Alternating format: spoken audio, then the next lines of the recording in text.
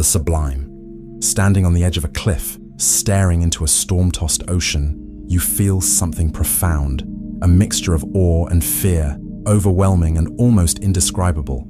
This is the sublime, a concept that has fascinated philosophers and artists for centuries, exploring the intersection of beauty, terror, and human comprehension. The sublime isn't simple admiration or pleasure, it's about scale. Edmund Burke, in a philosophical inquiry, described it as astonishment, with some degree of horror.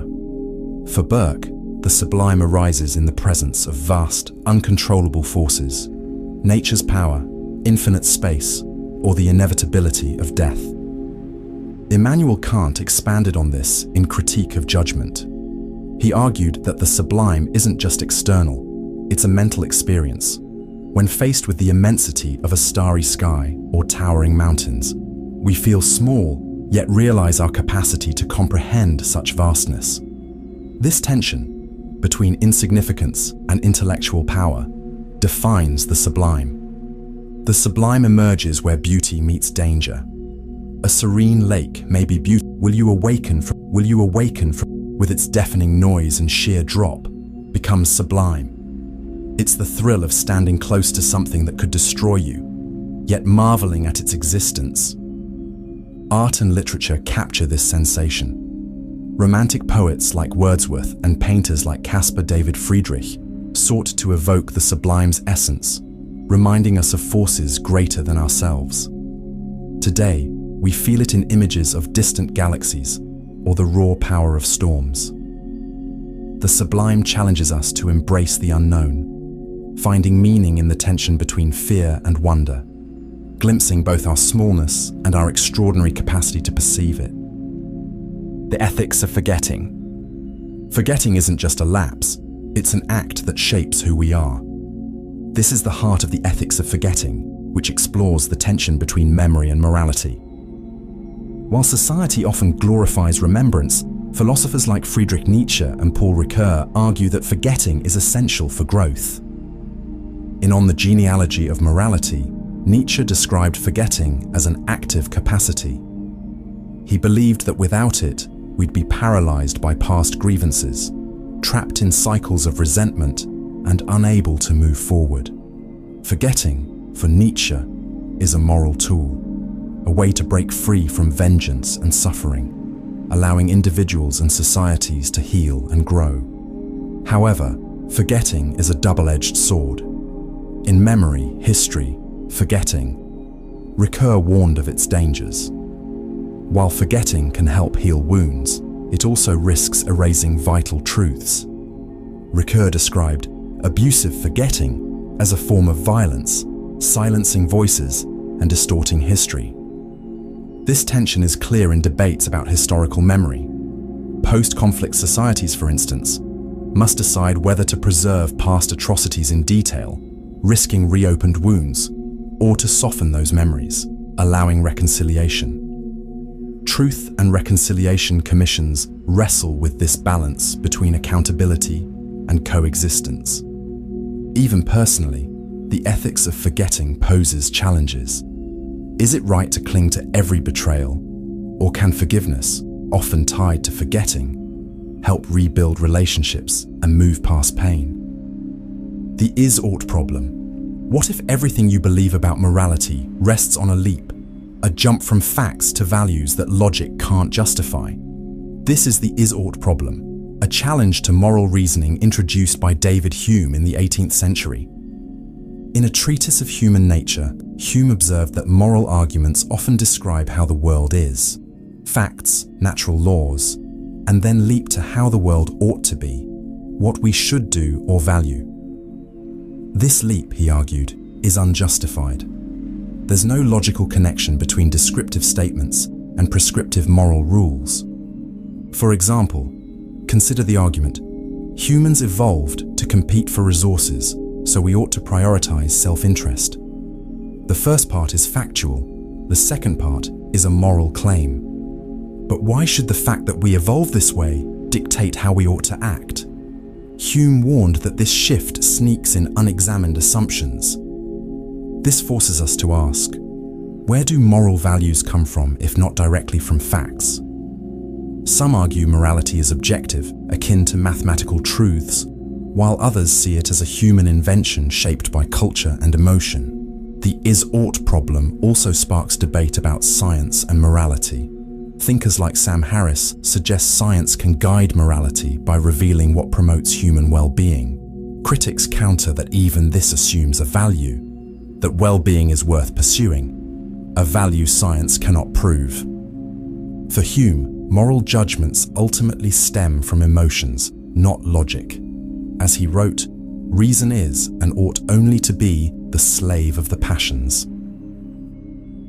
Negative utilitarianism. Pain is universal. No matter who you are, suffering cuts deeper than joy ever soars. Negative utilitarianism forces us to confront a harrowing question. If ethics aims to reduce suffering, shouldn't eliminating pain take precedence over creating happiness? Philosopher Karl Popper articulated this idea in The Open Society and Its Enemies, writing, "Suffering makes a direct moral appeal for help, while there is no similar call to increase the happiness of a man who is doing well anyway." For Popper, alleviating suffering is not just important, it's morally urgent. Negative utilitarianism builds on utilitarianism, which seeks to maximize well-being. But unlike traditional utilitarianism, it prioritizes preventing harm over promoting happiness. The reasoning is clear. Suffering is more impactful than pleasure. While joy might brighten a moment, pain, especially intense or chronic, can dominate a life. Few would trade constant agony for fleeting happiness. This philosophy, however, sparks controversy. Critics highlight its unsettling implications. If eliminating suffering is paramount, wouldn't the most efficient solution be the eradication of all sentient life? After all, where there is no life, there is no pain. Philosopher David Pearce, a proponent of negative utilitarian ideas, suggests a less extreme approach, leveraging science and technology to eradicate suffering, envisioning a future where pain itself is obsolete. Despite its stark conclusions, negative utilitarianism poses an urgent moral challenge. In a world rife with preventable suffering, hunger, disease, war, shouldn't reducing pain outweigh the pursuit of happiness? It forces us to ask, what if true morality lies not in how much joy we create, but in how much suffering we prevent? And isn't that the part of life most in need of our attention? Eternal bondage in Maya. We spend our lives chasing desires, convinced that fulfillment lies just beyond the next achievement. But what if this endless striving is an illusion? In Advaita Vedanta, this illusion is called Maya, the cosmic deception that binds us to an eternal cycle of suffering. Maya, often translated as illusion, veils the truth of reality. According to Adi Shankaracharya, it creates the false belief that the material world is all there is, dividing self from other and obscuring our true nature. Under Maya's spell, we identify with our egos, possessions, and fleeting desires, forgetting our infinite self. This illusion traps us in samsara, the cycle of birth, death, and rebirth. We chase satisfaction in wealth, status, or pleasure, only to find them temporary. As the Upanishads teach, that which is real does not change. That which changes is not real.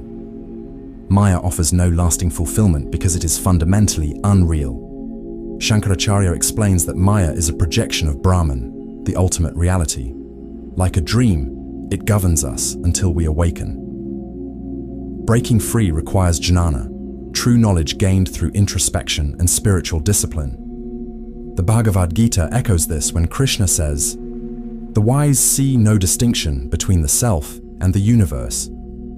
Think of Maya as a mirage. It appears real from a distance, but closer inspection reveals the illusion. Similarly, recognizing the self, Atman, as one with Brahman dissolves Maya's grip. This awakening reveals reality as infinite, eternal, and whole. God is dead. Friedrich Nietzsche's words, "God is dead, God remains dead, and we have killed him," are among the most provocative in philosophy. Written in his 1882 work, The Gay Science, This wasn't a declaration, but a dire warning. Nietzsche wasn't speaking of a literal deity's death, but the collapse of the belief systems that had guided Western civilization for centuries. At the core of this idea is the impact of the Enlightenment, science, and secularization. Faith in God was replaced by faith in reason and progress, liberating humanity from religious dogma. But Nietzsche saw this as a double-edged sword. The moral framework provided by religion was gone, leaving humanity untethered, drifting in a world without absolute meaning or values. He illustrated this existential crisis through his parable of the madman. In it, a man runs into a marketplace declaring that God is dead and we are his murderers. The crowd laughs, not grasping the weight of his words. The madman laments, "What did we do when we unchained this earth from its sun? Are we not plunging continually? Is there still any up or down?" Without God, humanity loses its foundation, risking a descent into nihilism, the belief that life is meaningless. The will to power. What drives us? For Friedrich Nietzsche, the answer was primal, the will to power. Beneath every action, ambition, and desire lies this fundamental force, a drive not merely to survive, but to assert, overcome, and create. The will to power isn't about domination in the simplistic sense. It's deeper than wealth or control. Nietzsche saw it as the essence of life itself, a force pushing every living thing to grow and strive for mastery. As he writes in Thus Spoke Zarathustra, "Where I found the living, there I found the will to power." From plants reaching for sunlight to humanity's greatest achievements, this drive animates existence. Unlike Darwin's survival of the fittest, Nietzsche's will to power isn't static.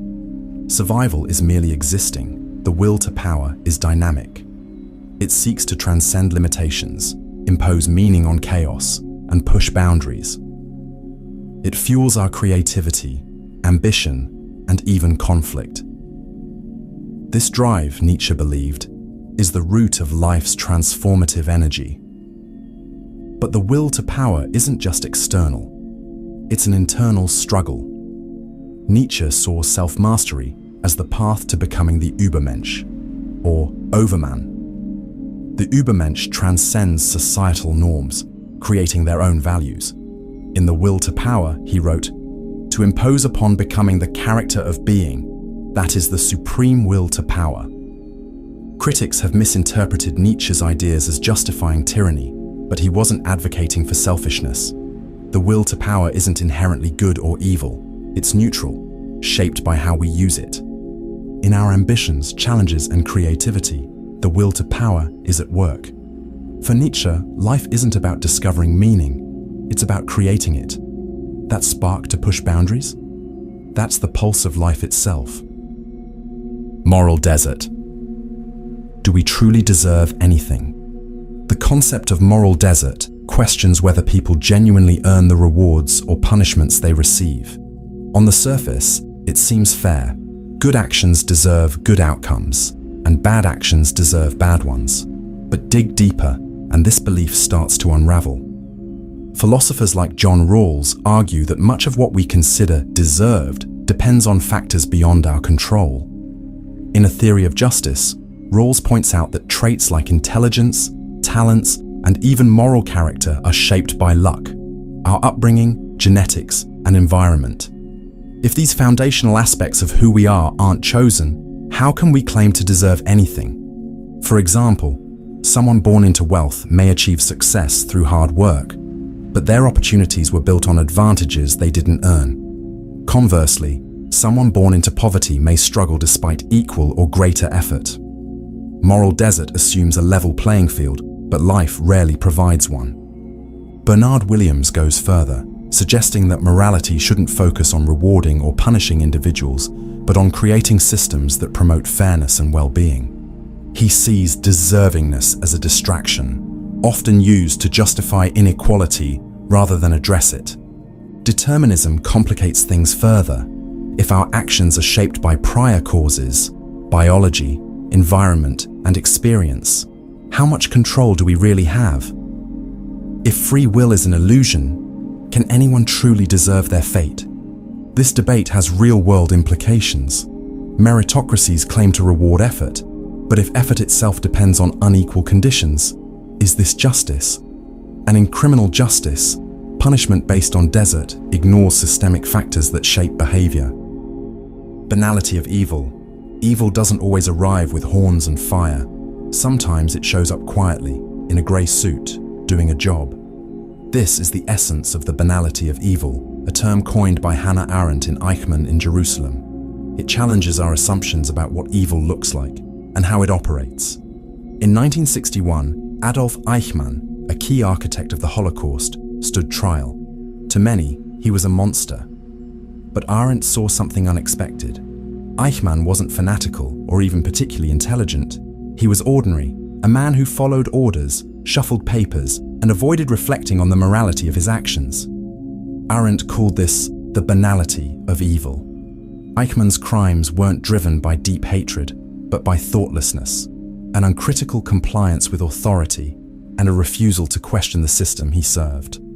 He performed atrocities with bureaucratic detachment, not malice. This idea is terrifying because it suggests that evil doesn't always require hatred. It thrives in systems that discourage independent thinking. When people reduce themselves to just doing their job, unimaginable harm becomes possible. Arendt argued that Eichmann's failure to think, to judge, to take responsibility was his greatest crime. As she wrote, "Most evil is done by people who never make up their minds to be good or evil." Hell is other people. Hell isn't where you go, it's who you're with. Jean-Paul Sartre's idea, hell is other people, reveals a profound truth about human relationships. For Sartre, the essence of torment lies in being trapped under the gaze of others. Human existence is shaped by how we are seen and judged, forcing us to view ourselves through their perceptions rather than as we truly are. Picture yourself standing in front of a funhouse mirror that distorts your reflection. No matter how you adjust or try to explain what you really look like, the reflection defines you in the eyes of everyone watching. Sartre argued that this is what it feels like to exist in the presence of others. Every glance, every judgment imposes a version of you that may not align with your true self. This dynamic isn't just an occasional discomfort, it's a fundamental part of human existence. The need for validation locks us in a cycle where we crave recognition, even though it limits our authenticity. Sartre believed that the gaze of others turns us into objects, stripping away the freedom to define ourselves independently. Human relationships, even at their best, carry this inherent tension. The mere presence of others creates an invisible web of expectations and judgments, trapping us in roles we never fully choose. For Sartre, this unresolvable conflict defines the human condition, a constant pull between the desire to be seen and the inevitable loss of freedom that comes with it. Ego death. Who are you? Not your name, your job, or even your memories. Strip those away, and what's left? Ego death offers a haunting answer: the dissolution of the self, where the boundaries between you and the world vanish, leaving only raw existence. Ego death is central to mystical traditions, Eastern philosophies, and modern psychology. In Buddhism, it aligns with anatta, or no self, challenging the idea of a permanent identity. Hinduism describes it as realizing the self. Jiva is an illusion, revealing the oneness of Brahman. Both see shedding the ego as the path to enlightenment. Carl Jung explored ego death through psychology, linking it to individuation, a process where the ego confronts the unconscious and dissolves illusions of separation. He called it a confrontation with the self, revealing something far greater than the individual. But ego death isn't just theoretical, it's a profound, often unsettling experience. Many describe it as the loss of their I, whether through meditation, spiritual practice, or psychedelic journeys. Timothy Leary called it the complete transcendence of self, emerging with the infinite. Why seek such an experience? Ego death dismantles the illusions we cling to, our separateness, our roles, our fears. What's left is a deep sense of unity with all things, a clarity that's both liberating and transformative. Yet it's not without challenges. Letting go of the ego can feel like annihilation as the self resists its own undoing. But on the other side lies freedom, a release from desires and attachments. The Gnostic Demiurge. What if the world you see, everything you believe is real, was crafted not by a benevolent creator, but by a flawed, malevolent architect? In Gnostic philosophy, this being is the Demiurge, a lesser deity marked by ignorance and arrogance. Far from the all-good God of many religions, the Gnostics saw the Demiurge as a blind craftsman who shaped the material world not out of perfection, but error. They believed this flawed creation was a prison designed to trap souls in suffering. The term demiurge comes from the Greek demiurgos, meaning craftsman. While Plato used it to describe a divine creator organizing chaos, the Gnostics reimagined the demiurge as a false god.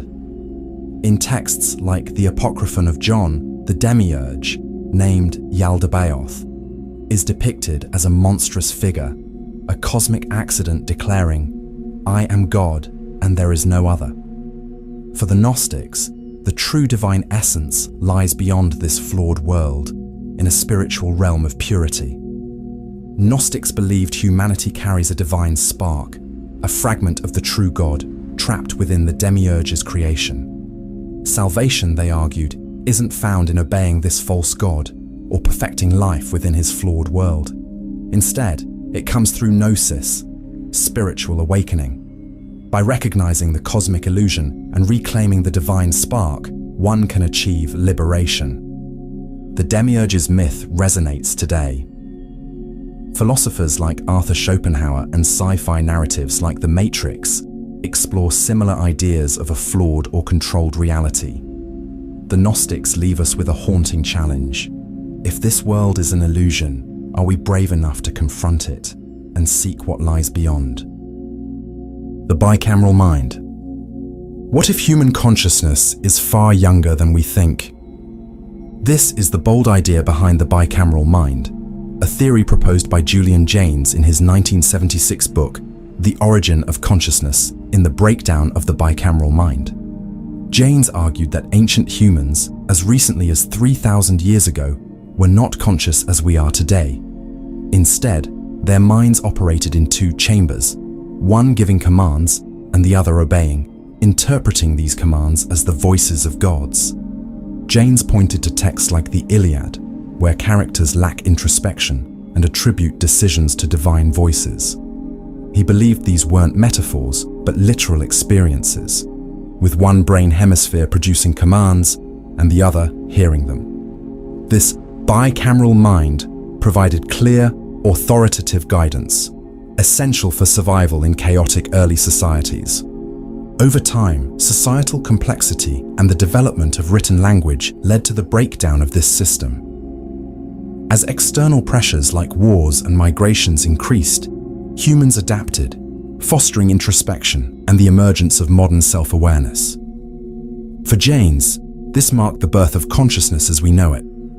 Critics call the theory speculative, questioning its neurological basis and reliance on textual interpretation. However, Jaynes's ideas provoke profound questions. Is modern consciousness a relatively recent development shaped by history? Could it be more fragile and contingent than we assume? If consciousness once emerged from societal and environmental pressures, could it also fade under different conditions? Jaynes's theory forces us to consider whether our sense of self is an eternal human trait or a fleeting product of a particular moment in history. Bundle theory of the self. Who are you? Is there a core you beneath your thoughts and experiences? Philosopher David Hume thought not. In his treatise of human nature, Hume introduced the bundle theory of the self, a revolutionary idea that challenges our sense of identity. Hume argued that when we look inward, we don't find a singular, unchanging self. Instead, we encounter a constantly shifting stream of perceptions, sensations, thoughts, and emotions. He wrote, "When I enter most intimately into what I call myself, I always stumble on some particular perception. I never can catch myself at any time without a perception, and never can observe anything but the perception." According to Hume, the self is not a unified entity, but a bundle, a collection of experiences loosely connected, like beads on a string. Except there is no string. The self is merely the sum of its parts, an illusion created by the mind's need for continuity. Imagine a movie reel. The frames blur together to create the illusion of motion, but pause it, and you see individual disconnected images. Hume suggested our sense of self operates the same way, a mental construct, not a constant truth. This challenges concepts like identity, responsibility, and morality. If there's no core self, who is accountable for our actions? Critics like Immanuel Kant argued that organizing perceptions requires a stable self. Others point to memory and narrative as creating continuity. Yet modern neuroscience supports Hume. Studies reveal the brain as a patchwork of systems working in parallel, with no central coordinator. The self, it seems, is a process, not a thing. Hume's theory leaves us with a liberating thought. If we're a bundle of experiences, we're free to grow and redefine ourselves with every passing moment. Ding an sich. What is the true nature of reality? Do we see the world as it truly is, or only as it appears to us? Immanuel Kant tackled this question with the concept of the Ding an sich, the thing in itself. It challenges everything we think we know about existence. In his critique of pure reason, Kant distinguished between the world as it appears to us and the world as it is in itself. According to him, we never experience reality directly. Instead, what we perceive, space, time, cause, and effect, is shaped by the structures of our minds. These aren't properties of the external world, but frameworks we impose on it. As Kant wrote, we can never transcend the limits of our own faculties to reach the thing in itself. The Ding an sich represents reality's true nature beyond human perception. Take a tree, for example. You see its shape, color, and texture, but these qualities are interpretations by your senses. The tree's essence, its ultimate reality, remains hidden. If we can never know the thing in itself, how can we claim to know anything? Kant argued that while we're limited to appearances, our shared cognitive framework ensures consistency, allowing us to navigate the world effectively. Reality may be unknowable, but it is coherent. This concept resonates with modern science. In quantum mechanics, particles exist in undefined states until observed, echoing Kant's insight that ultimate reality eludes direct experience. Being and nothingness. Existence precedes essence. Jean-Paul Sartre's foundational statement in Being and Nothingness captures the core of his existentialist philosophy. Humans are not born with a predetermined nature or purpose. Instead, we create our essence through actions and choices. Sartre argues that we are defined not by what we are, but by what we do. Sartre distinguishes between two modes of being in itself and being for itself. Being in itself refers to inanimate objects that simply exist, fixed, unchanging, and unaware. A chair or a rock, for example, has no capacity for self-reflection or transformation. Being for itself, by contrast, describes human consciousness. Unlike objects, humans exist as incomplete and constantly changing, defined by their ability to reflect, choose, and imagine possibilities. Central to Sartre's philosophy is the concept of nothingness. Consciousness introduces a gap, nothingness, between ourselves and the world. This gap allows humans to envision what could be and act freely. However, this freedom comes with an immense burden, the responsibility to shape our lives and humanity through our choices. Meta-ontology. What does it mean to say something exists? This is the core question of meta-ontology, a branch of philosophy that goes beyond asking what exists to examine how we decide what exists. While ontology studies categories of being, meta-ontology critiques the frameworks and assumptions we use to define those categories. Philosopher Willard Van Orman Quine reshaped this discussion in On What There Is, arguing that before asking, does X exist, we must clarify the language and criteria we're using. For Quine, the critical question is, what does it mean to say X exists? He used Pegasus, the mythical winged horse, as an example. Pegasus doesn't exist in reality, but discussing Pegasus implies it exists conceptually. So, what separates real entities, like horses, from conceptual ones, like Pegasus? Quine proposed a pragmatic approach. Something exists if it is indispensable to our best scientific theories. Electrons, for example, are considered real because they explain observable phenomena. However, this doesn't settle the deeper question of why we privilege certain frameworks over others. Philosopher Eli Hirsch added nuance with his idea of quantifier variance, the notion that multiple frameworks for understanding existence can be equally valid. One might include abstract entities like numbers, while another excludes them, without either being more true. Meta-ontology reveals that the question of existence has no universal answer. It's shaped by language, culture, and intellectual context. Every claim of existence reflects, psychologists argue, existential angst. You're alive, conscious. But why? The moment you confront this question, you feel it. A hollow unease, a weight pressing down. This is existential angst, a discomfort not from fear of death, but from the sheer burden of life itself. Søren Kierkegaard, the father of existentialism, explored this in the concept of anxiety. For him, angst arises from the realization of our freedom, the ability to choose, define ourselves, and shape our future. But with that freedom comes a terrifying truth. There are no guarantees, no ultimate guide. Kierkegaard wrote, "Anxiety is the dizziness of freedom." This dizziness stems from possibility. Imagine standing on the edge of a cliff. Part of you fears falling, but another part recognizes that you could jump.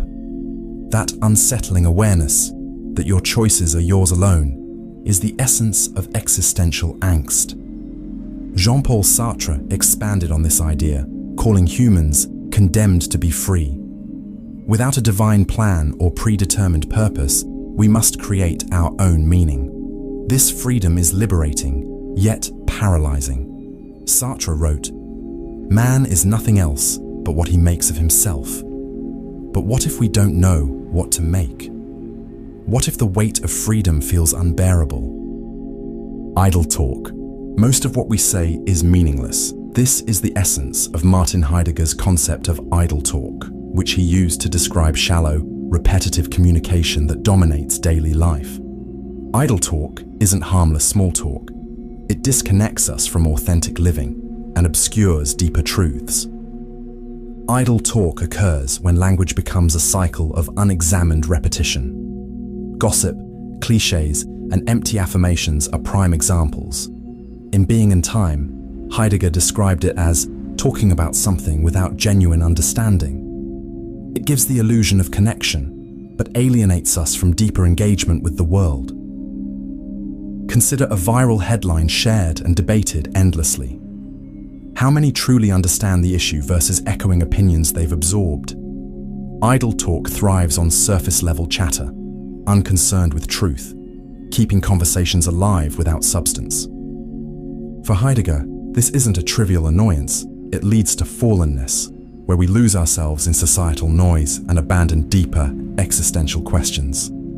Instead of thinking critically, we adopt pre-packaged ideas, allowing them to shape our worldview. What makes idle talk dangerous is its comfort. It offers belonging and participation in collective narratives, but pulls us away from authenticity. We stop engaging with our unique perspectives, conforming to shallow patterns of discourse. Heidegger didn't condemn all communication, but believed language could either reveal or obscure truth. Idle talk replaces reflection with noise, blinding us to life's deeper meaning. Human sacrifice. Mythos. Few ideas are as unsettled as the globe to embrace such rituals, and what does this reveal about the human psyche? Human sacrifice spanned cultures and eras, from Aztec temples to Celtic druids, from ancient China to Mesopotamia. At its heart was the belief that blood was the ultimate currency in the cosmic economy. For the Aztecs, it wasn't just ritual, it was necessity. The gods had sacrificed themselves to create the world, and humanity owed a debt. Historian David Carrasco noted, "Without the nourishment of blood, the sun would fail to rise. Sacrifice ensured the universe's survival. But why humans, not animals or crops? Life itself held sacred, unmatched value. Offering a human life was the ultimate gift, imbued with profound spiritual weight." Philosopher René Girard explored the psychology of sacrifice, proposing it emerged to resolve social conflict.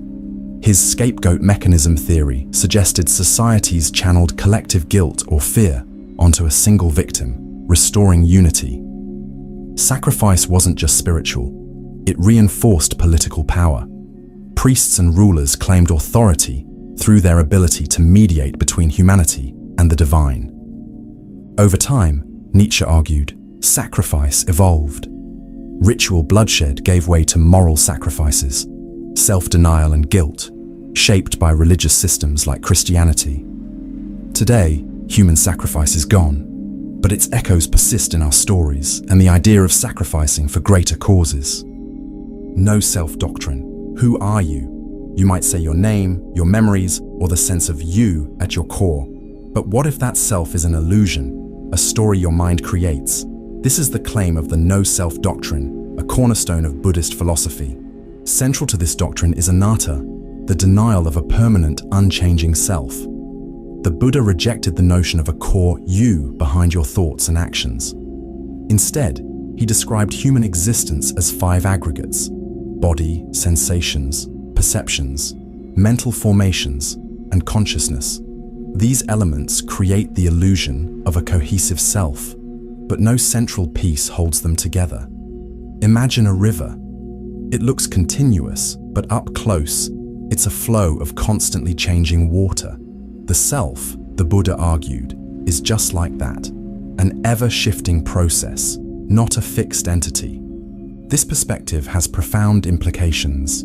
If there's no permanent self, what happens to identity, attachment, or suffering? Much of our pain, the Buddha taught, stems from clinging to desires, egos, and the illusion of permanence. Realizing anatta allows us to let go of this clinging and find liberation. Centuries later, philosopher David Hume echoed this view. He wrote, "I never can catch myself without a perception, and never can observe anything but the perception." Like the Buddha, Hume found no evidence of a fixed self, only fleeting impressions. Apophatic theology. God cannot be described, only negated. This is the foundation of apophatic theology, or negative theology, which argues that any attempt to describe God is inherently flawed. Not because the descriptions are false, but because human language is incapable of capturing the infinite and transcendent nature of the divine. The concept dates back to early Christian thinkers, like Pseudo-Dionysius the Areopagite, who wrote, "The highest of all things is neither light, nor darkness, nor truth, nor falsehood. It is beyond all assertion and denial alike." To understand God, he argued, we must first unlearn everything we assume to know. Apophatic theology rejects positive descriptions like God is good or God is loving. These statements, it argues, reduce God to human terms, confining the divine to our limited understanding. Instead, it focuses on what God is not finite, not material, not bound by time, not comprehensible. It's like staring at the sun. You can't look directly at its brilliance, but you can perceive its effects. This approach is unsettling because it strips away certainty.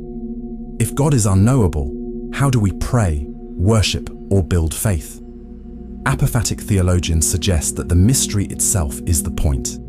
By embracing what we cannot know, we approach a more reverent understanding of the divine. In contrast to cataphatic theology, which describes God through positive attributes, apophatic theology insists such efforts are limiting. As the mystic Meister Eckhart said, God is greater than God.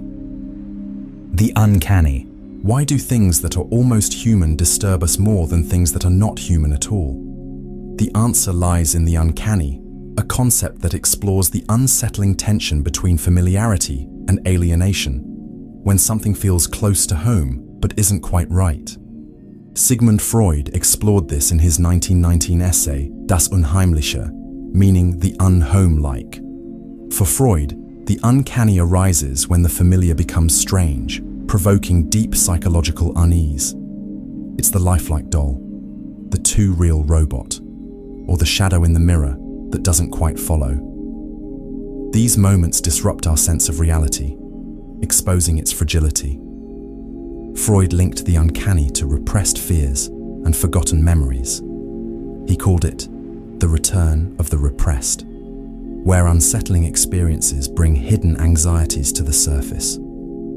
A human-like robot, for example, might force us to confront the fragility of life and the line between human and machine. Japanese roboticist Masahiro Mori expanded on this with his uncanny valley theory. Mori observed that as robots look more human, our affinity grows, until they become almost human, but not quite. At this point, they evoke discomfort rather than empathy, as their near-human qualities feel disturbingly off. The uncanny is central to art and storytelling. From the animated corpse in Frankenstein to the eerie twins in The Shining, it challenges the boundaries of identity and reality. It reminds us how much we rely on predictability, and when that's disrupted, it shakes our understanding of the world.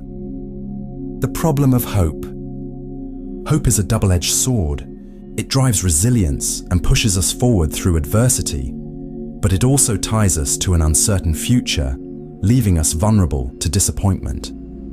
The problem of hope questions whether hope is a gift or a burden. Friedrich Nietzsche was deeply critical of hope, calling it the most evil of evils, inhuman, all too human. He referenced Pandora's box, where hope was trapped alongside humanity's torments.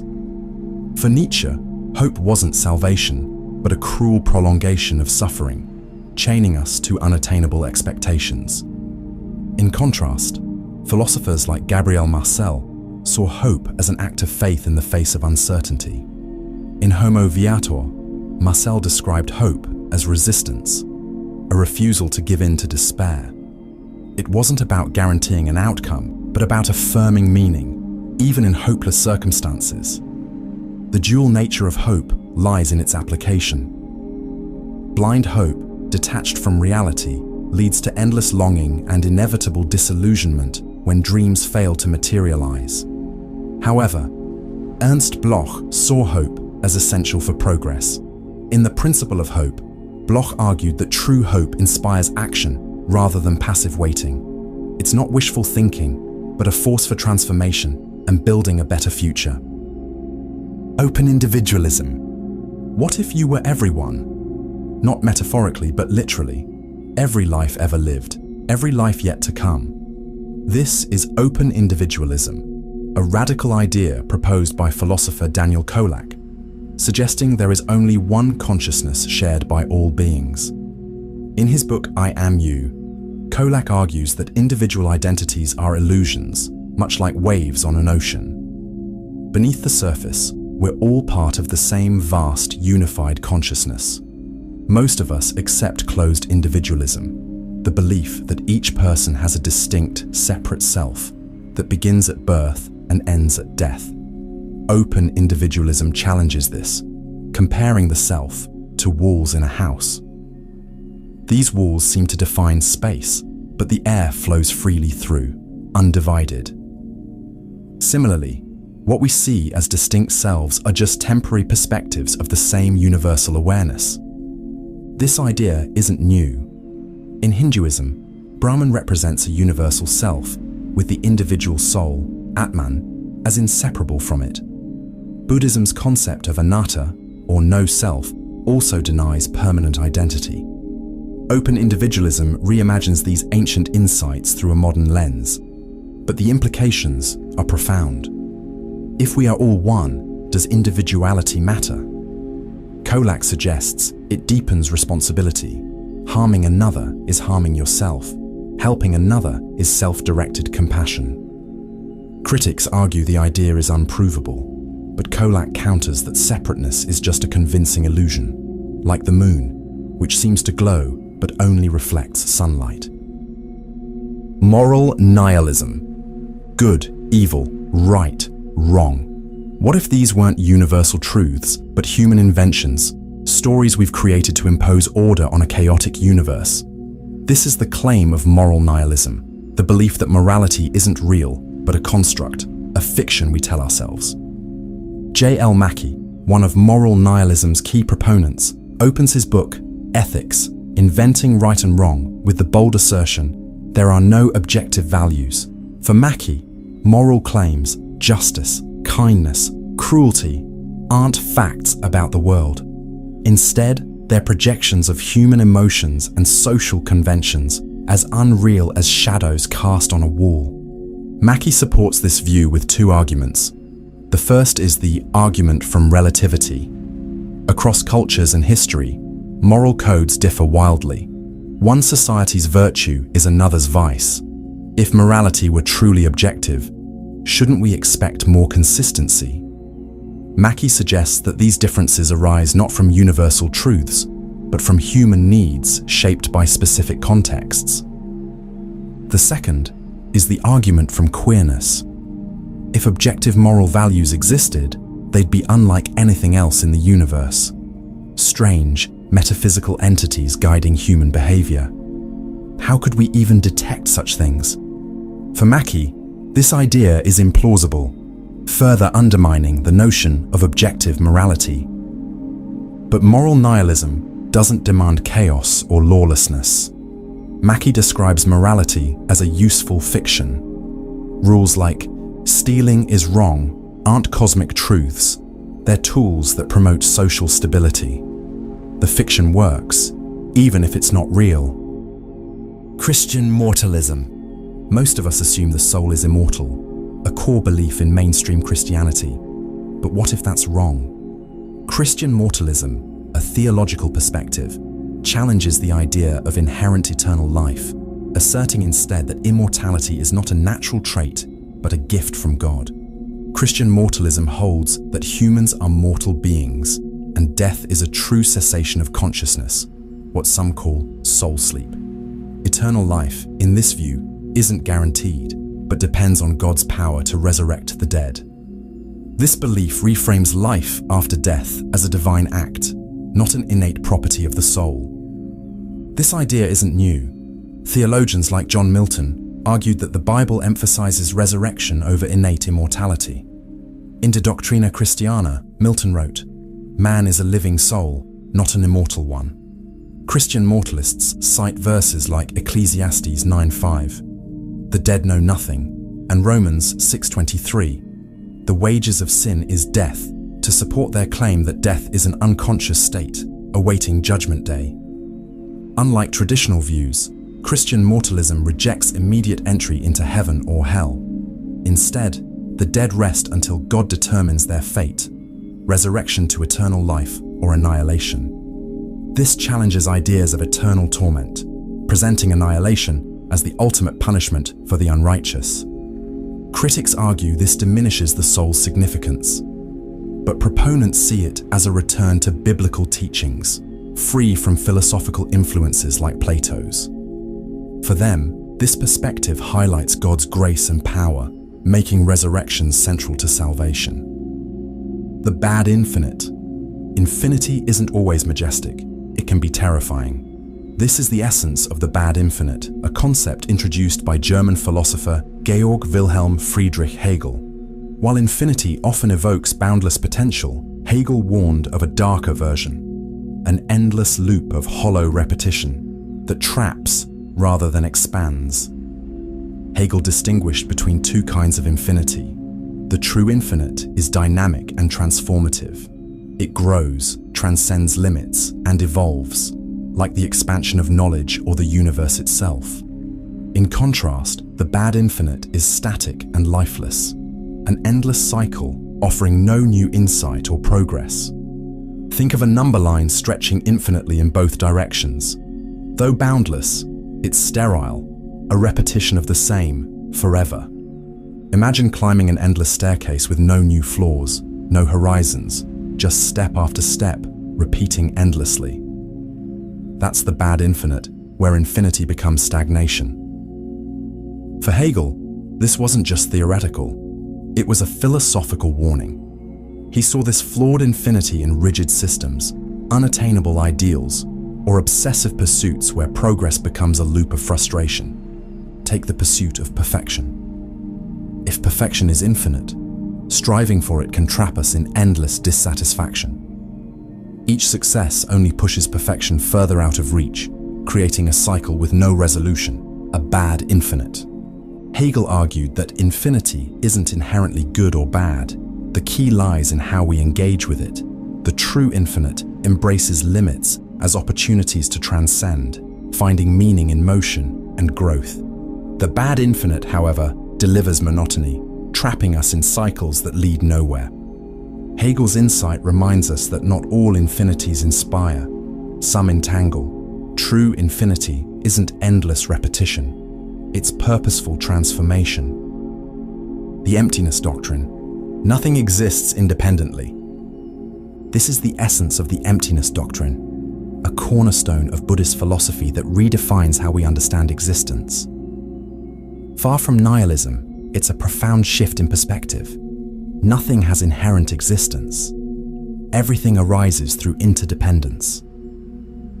Indian philosopher Nagarjuna in the 2nd century developed the concept of shunyata, or emptiness. He argued that everything, objects, ideas, even the self, depends on causes, conditions, and relationships. Nothing exists in isolation. Take a tree, for example. It seems solid and independent, but it relies on sunlight, water, soil, and air. Remove these conditions, and the tree ceases to exist. As Nagarjuna wrote, "There does not exist anything that is not dependent. Therefore, there does not exist anything that is not empty." Emptiness doesn't mean nothingness. It means things lack fixed, independent essence. This extends to the self. Who you are depends on relationships, culture, and countless conditions. Without these, what remains? Understanding emptiness matters because, according to Nagarjuna, clinging to the idea of fixed identities causes suffering. We grasp at permanence in a world of constant change, leading to attachment, fear, and frustration. Seeing the emptiness of all things frees us from this clinging, allowing us to live in harmony with reality's impermanence. The emptiness doctrine reveals that reality isn't made of isolated entities, but infinite connections. It's unsettling to think that nothing has an independent essence, not even you, but it's also liberating. Once you see the interdependence of all things, everything changes. The Euthyphro dilemma. Is something good because God commands it, or does God command it because it's good? This is the Euthyphro dilemma, a 2,000-year-old question that challenges the foundation of morality. Plato introduces this dilemma in Euthyphro, where Socrates asks, "Is the pious loved by the gods because it is pious, or is it pious because it is loved by the gods?" This deceptively simple question splits morality into two unsettling possibilities.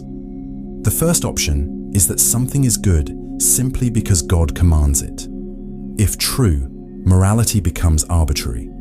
If God had commanded hatred instead of kindness, would hatred then be good? This view reduces morality to divine whim, stripping it of intrinsic value. The second option is that God commands something because it is good. Here, morality has intrinsic worth independent of God. But this means morality exists outside of divine authority, making God unnecessary for moral truths and undermining the idea of God as the ultimate moral source. The Euthyphro dilemma creates a paradox. Either morality is arbitrary, dictated by divine command, or it exists independently, diminishing God's role. Theists have proposed a third solution, that morality flows from God's nature, which is inherently good. Yet critics argue this merely shifts the problem. God's nature still determines morality arbitrarily. Philosophers like Immanuel Kant avoided this issue by grounding morality in human reason rather than divine will. Secular thinkers argue morality arises from empathy, cooperation, and shared values, making divine authority unnecessary. Mackey's error theory. We often think of morality as universal, objective, and eternal, but what if that's all a mistake? J.L. Mackey's error theory argues exactly that. Our moral judgments are built on an illusion. In Ethics, Inventing Right and Wrong, Mackey boldly claims, there are no objective values. When we say murder is wrong or kindness is good, we're not describing facts about the world. Instead, we're projecting our emotions and cultural norms onto reality. Morality feels objective, but for Mackey, this is a shared error. Mackey defends this with two arguments. First, the argument from relativity. Moral beliefs vary across cultures and history. Practices one society condemns, another celebrates. This moral diversity suggests that values aren't universal. They're constructed by societies to serve their needs. Second, the argument from queerness. If objective moral facts existed, they would be unlike anything else in the universe. Strange, inexplicable entities. How would we perceive them? Mackey argues, it's far more plausible that morality arises from human emotions and social agreements than from metaphysical truths. But Mackey doesn't reject morality itself. He acknowledges that moral language and feelings are real. He simply argues they're human creations, not universal truths. For example, kindness is good isn't an absolute fact. It's a value we've embraced because it fosters cooperation and harmony. Antinatalism. Every birth is a gamble, and the stakes are existence itself. Antinatalism, one of philosophy's most unsettling ideas, argues that this gamble isn't worth taking. It claims that bringing a child into the world is an act of harm, no matter how well-intentioned. At the heart of modern antinatalism is David Benatar, whose book Better Never to Have Been makes a stark case. Benatar's argument hinges on the asymmetry of pleasure and pain. He suggests that while the presence of pain is bad and the presence of pleasure is good, the absence of pain is always good, even if no one exists to experience it. Meanwhile, the absence of pleasure is not bad because there is no one to miss it. In his words, bringing someone into existence inflicts harm. Failing to bring someone into existence does not. This argument challenges our understanding of life itself. Where many see life as a gift, Benatar sees it as a burden filled with unavoidable suffering. Hunger, illness, loss, and the inevitability of death are part of the human condition. While life has joys, Benatar argues that they are fleeting and often overshadowed by pain. Ironic process theory. Don't think about a white bear. Whatever you do, don't picture it. Odds are, the first thing that popped into your head was a white bear. This paradox is the essence of ironic process theory, a concept introduced by Daniel Wegner in the 1980s. It reveals a quirk of the mind. The more we try to suppress a thought, the more likely it is to intrude. But why does this happen? When we suppress a thought, the mind splits into two processes. The first actively tries to push the thought away. Don't think about the white bear. The second unconscious process scans for the thought to ensure it doesn't slip through. Ironically, this monitoring keeps the thought alive, ready to resurface.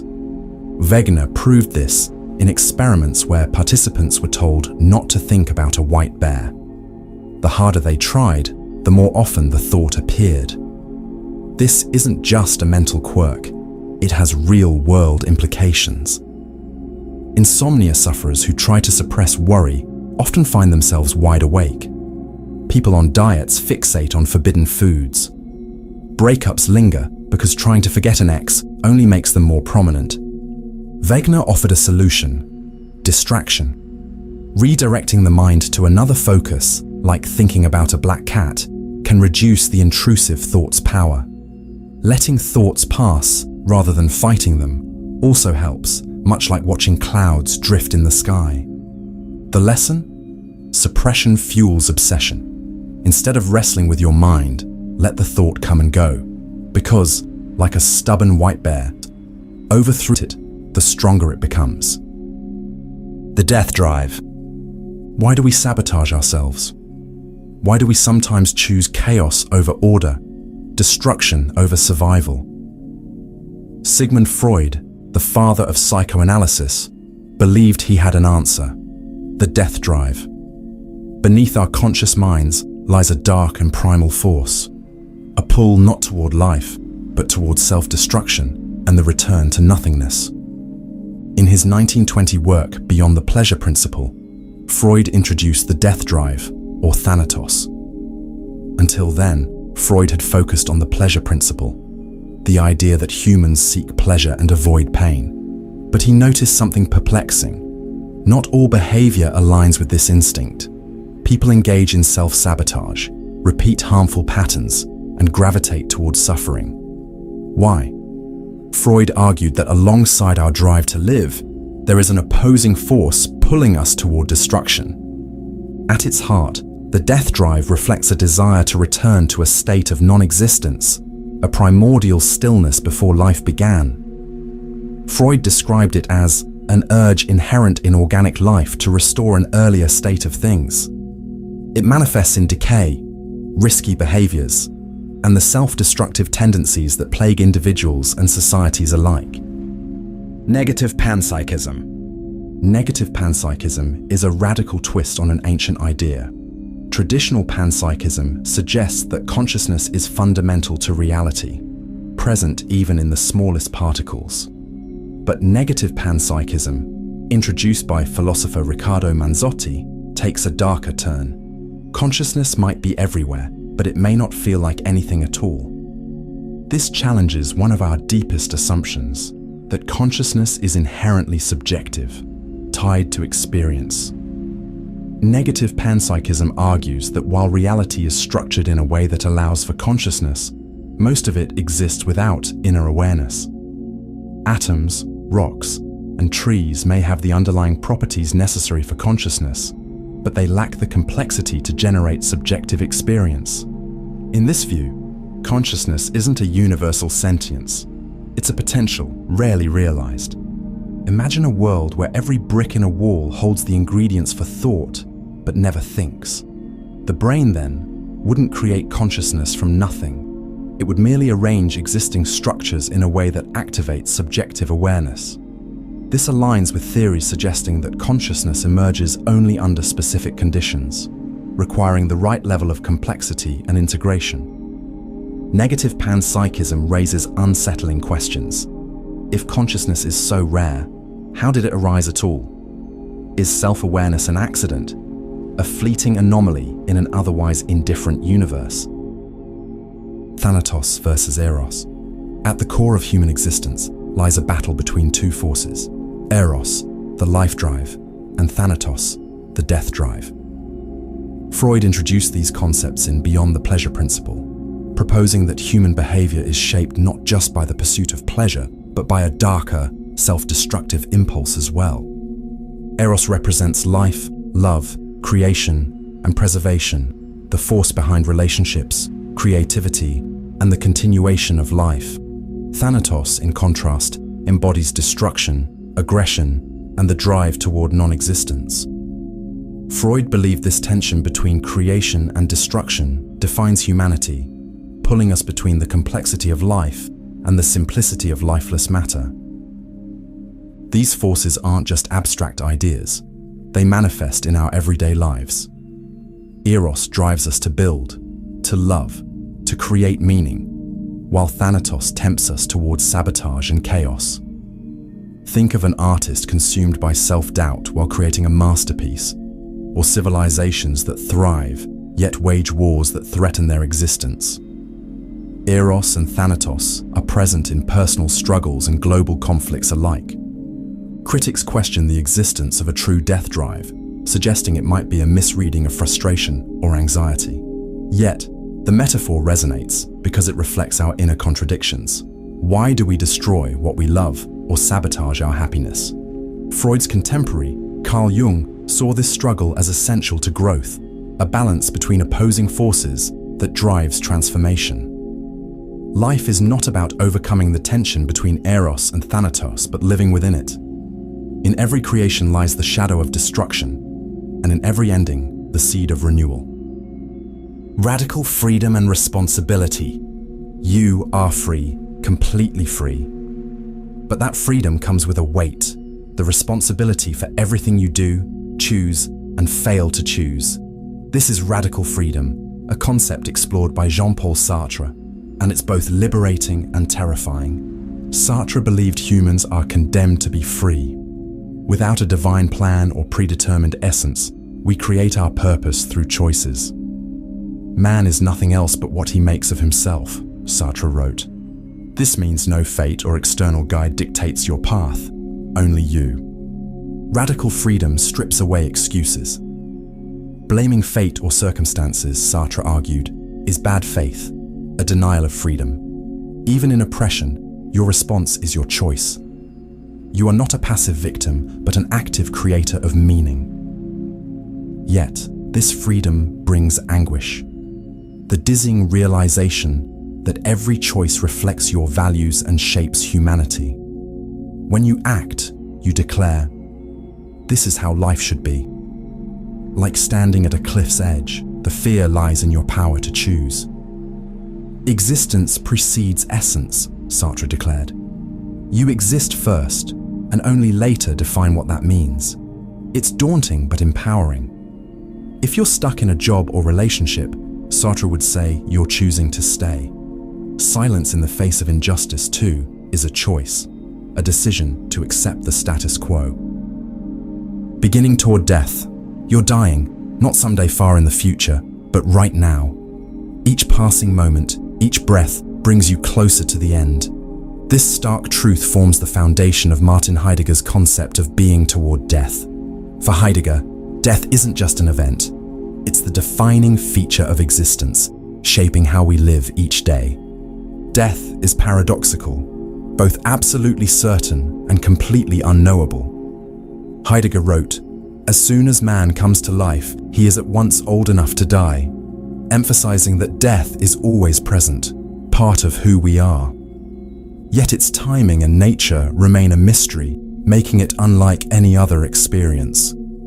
Most of us avoid this reality, losing ourselves in routines and social norms, what Heidegger called the they self. In this passive state, we adopt the illusion of permanence, pretending death is distant and abstract. But Heidegger argued that this avoidance leads to inauthentic living. To live authentically, we must confront our mortality head-on. Heidegger called this being toward death, actively acknowledging life's finite nature. By embracing death, we take responsibility for our lives. Decisions gain weight, and life becomes a series of deliberate choices rather than passive motions. For Heidegger, this isn't despair, it's freedom. Understanding that time is limited makes it precious. You stop living for others or meaningless distractions and start living for yourself, fully aware of your finite existence. Death, Heidegger believed, is the ultimate individual experience. No one else can die your death for you. By facing this truth, you break free from illusions and live authentically, realizing that life's value lies in its impermanence. An eternal form confronting death, he argued. Can we truly live? Moral luck. If morality depends on choice, how much control do we really have over being good or bad? What if the outcomes of our actions, shaped by forces beyond our control, define how we're judged?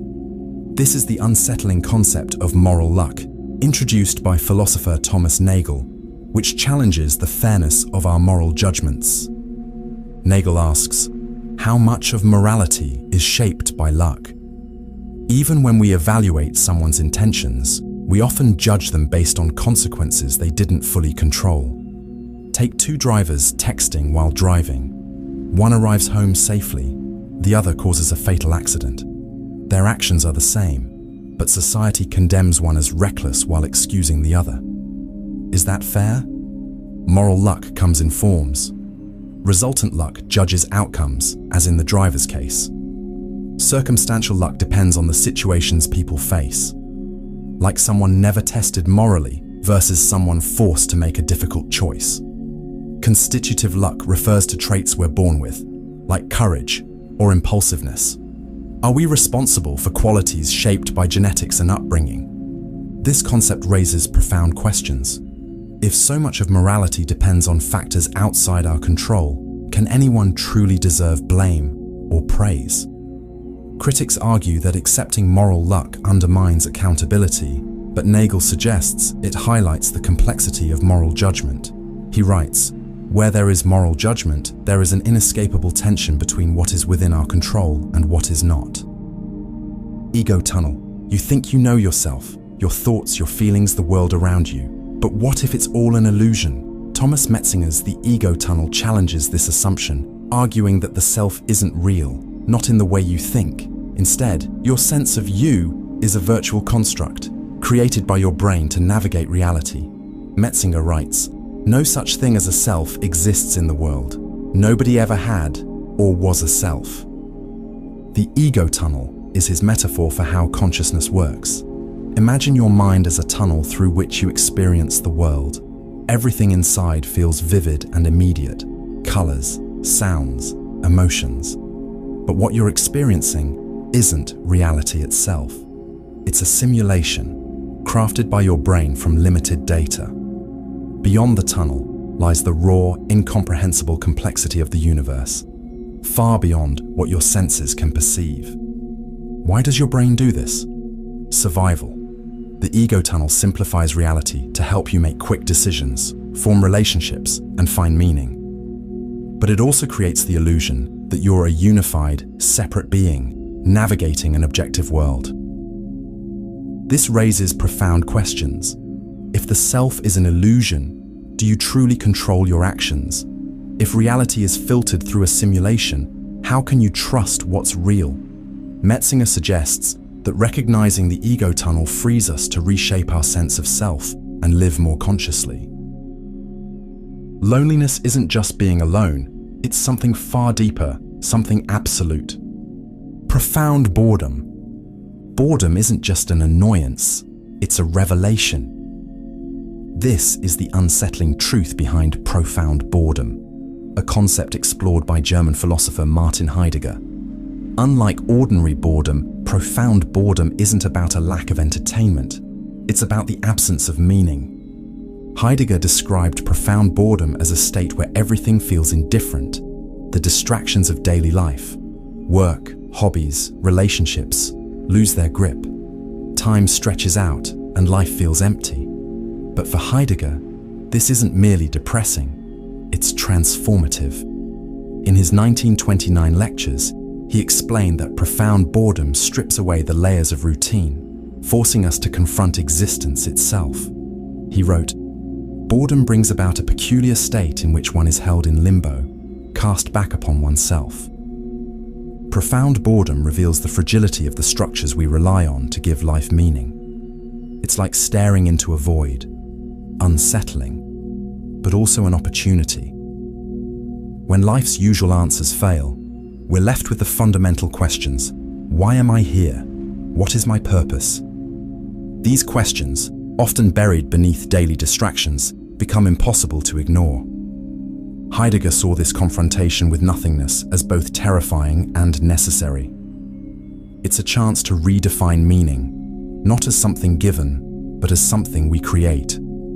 In moments of profound boredom, when even passions feel hollow, we glimpse the limits of our constructed identities. This is the paradox. Profound boredom doesn't offer answers. It creates the space for us to find them. Epistemic injustice. What happens when someone is denied knowledge, not for what they say, but for who they are? This is the essence of epistemic injustice, a concept introduced by Miranda Fricker. It describes how certain voices are dismissed or undervalued due to bias, prejudice, or systemic power imbalances. It's not just unfair, it violates their role as contributors to collective understanding. Fricker identifies two key forms. Testimonial injustice occurs when someone's credibility is undermined due to stereotypes. For example, a woman in a male-dominated workplace may share an idea that's ignored until a man repeats it. It's not her knowledge being doubted, it's her identity. The second form, hermeneutical injustice, arises when society lacks the concepts to articulate certain experiences. For example, before terms like sexual harassment were widely recognized, women couldn't effectively name or challenge their experiences. It wasn't a lack of intelligence, it was a lack of societal frameworks.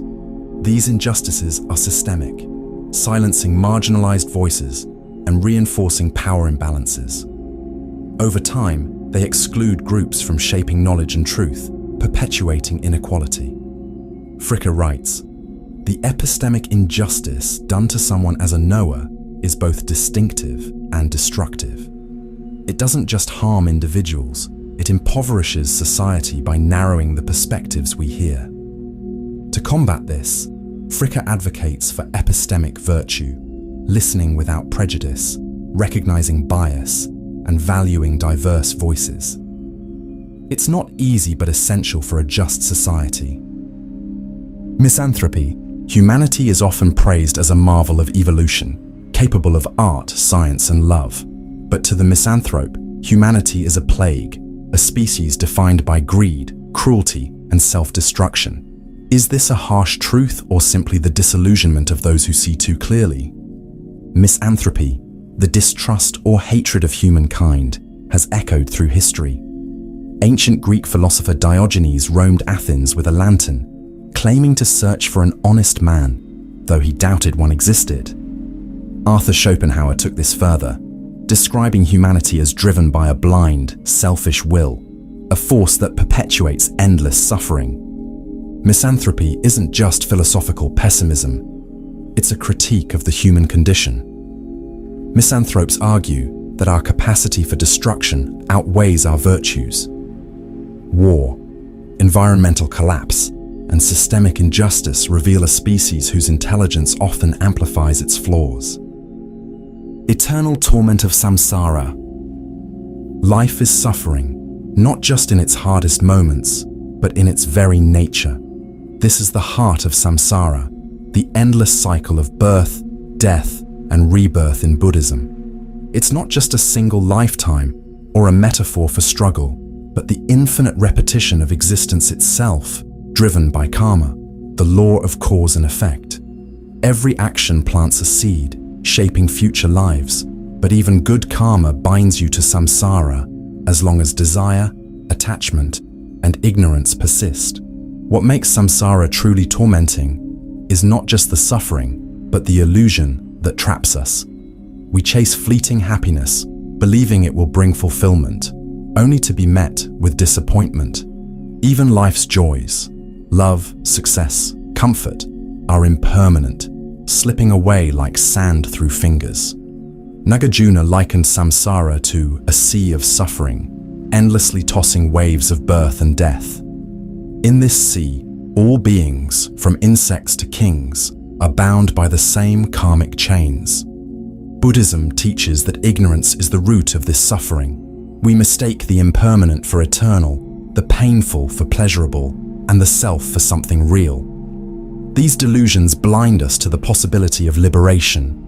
Escape lies in nirvana, not a place, but a state beyond suffering, desire, and individuality. It's the ultimate freedom, but reaching it demands abandoning attachments and seeing the world as it truly is, impermanent, interconnected, and empty of inherent essence. Radical skepticism. Are you certain the world around you is real? What if everything, your thoughts, memories, and even your sense of self, is an illusion? This unsettling idea lies at the core of radical skepticism, a philosophy that asks, how do you know anything at all? Radical skepticism challenges the foundations of certainty itself. René Descartes, the 17th century philosopher, confronted this head-on. He doubted everything: his senses, the world, even his own body. "I shall suppose," he wrote, "that some malicious demon has employed all his energies to deceive me." Even the simplest truths, like the existence of the external world, could be questioned. In this search for absolute certainty, Descartes found one unshakable realization: cogito, ergo sum. I think, therefore I am.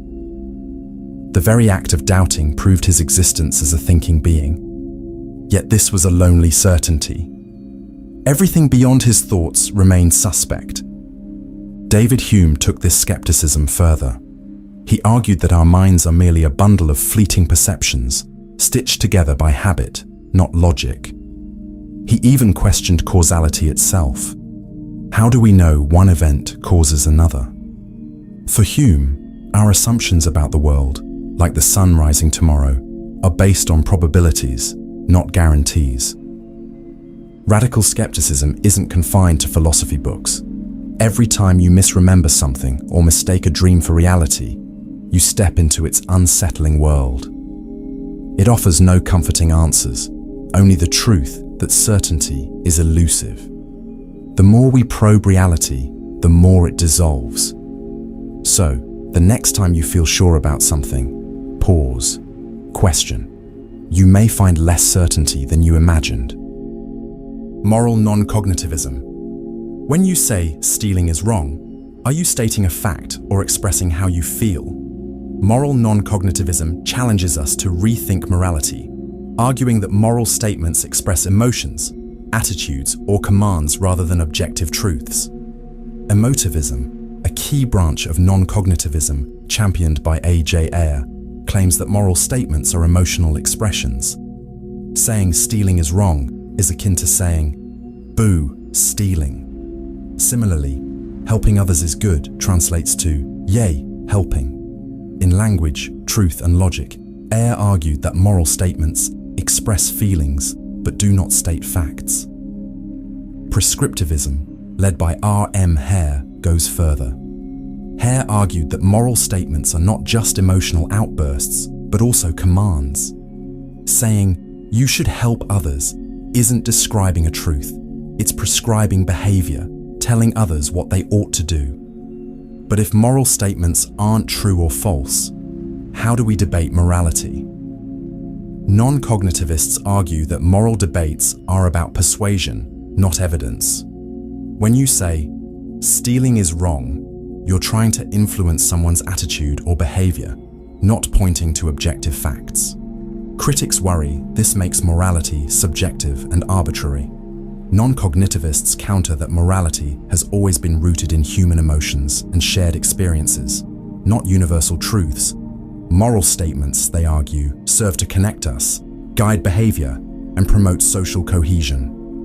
Take the example of littering.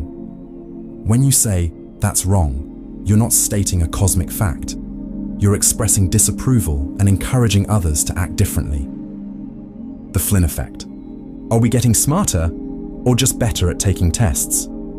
This question drives the Flynn effect, a phenomenon named after James Flynn, who discovered rising IQ scores over the past century. Flynn found that average scores have increased by about 3 points per decade, meaning someone with an average IQ in the 1930s would score well below today's average. But the rise isn't universal. It's most noticeable in areas like abstract reasoning and problem solving, not general knowledge or arithmetic. Flynn argued this trend isn't genetic. It's too rapid for evolution. Instead, it reflects environmental changes. The 20th century saw shifts toward abstract thinking in education, jobs requiring problem solving, and even the way we engage with technology, like video games and smartphones. These factors trained our brains for the kinds of thinking IQ tests measure. But does this mean we're genuinely smarter? Critics say rising scores may reflect familiarity with test formats, not true cognitive growth. Psychologist Ulrich Neisser noted that IQ tests focus on specific skills like logic and pattern recognition. neglecting other forms of intelligence like creativity or emotional understanding. There's also concern that this trend could reverse. Recent studies show the Flynn effect stalling or declining in some regions, potentially due to rising inequality, underfunded education, and lifestyle changes. Hyperbolic doubt. What can you know for certain? This is the question at the heart of hyperbolic doubt, a method of radical skepticism introduced by René Descartes. It begins by doubting everything: your senses, memories, even the world around you. Descartes used this method not to unravel reality, but to uncover a single, unshakable truth. In his Meditations on First Philosophy, Descartes argued that to discover absolute certainty, you must discard anything that could be false. He wrote, "I will regard as false anything that is not entirely certain and indubitable." He began by questioning his senses. Can you trust what you see or feel? A stick in water appears bent. Distant objects seem smaller. If senses deceive even once, how can they be trusted at all? Next, he doubted his thoughts and memories. Could they be illusions, like dreams? In dreams, we often feel certain, only to wake and realize we were wrong. Then, Descartes introduced the evil demon hypothesis. What if a powerful deceiver manipulated your reality, ensuring everything you believe is false? But even in this extreme doubt, Descartes found one undeniable truth: the act of doubting itself. If he was doubting, he must exist. From this realization came his famous conclusion: cogito ergo sum. I think, therefore I am. Philosophical pessimism. Life is suffering and not worth living. This is the core idea of philosophical pessimism, the unsettling belief that existence itself is fundamentally flawed. Thinkers like Arthur Schopenhauer argue that life is less a gift and more a ceaseless struggle, where fleeting joys are overshadowed by pain, boredom, and futility. Schopenhauer, often called the father of pessimism, believed life is driven by the will to live, a blind and insatiable force compelling all beings to survive and reproduce. This will, he argued, is the root of suffering. In the world as will and representation, he wrote, life swings like a pendulum backward and forward between pain and boredom. Even when desires are fulfilled, satisfaction fades, leaving us chasing new goals or trapped in emptiness. For Schopenhauer, suffering outweighs happiness by design. Pain is vivid and inescapable, while joy is fleeting and dull. And in the end, death looms as the inevitable conclusion to this cycle of torment. Ontological insecurity. What happens when your sense of reality feels unsteady? When the boundaries between self and world blur, and your very existence feels uncertain? This is ontological insecurity, a concept introduced by psychiatrist R.D. Laing in The Divided Self. It's not just a psychological state, it's a profound challenge to how we understand identity and existence. Laing describes ontological insecurity as the feeling that one's being is fragile or at risk of collapse. For most people, life unfolds on a stable stage. We trust our sense of self, our relationships, and the world. But for someone experiencing ontological insecurity, that stage is shaky.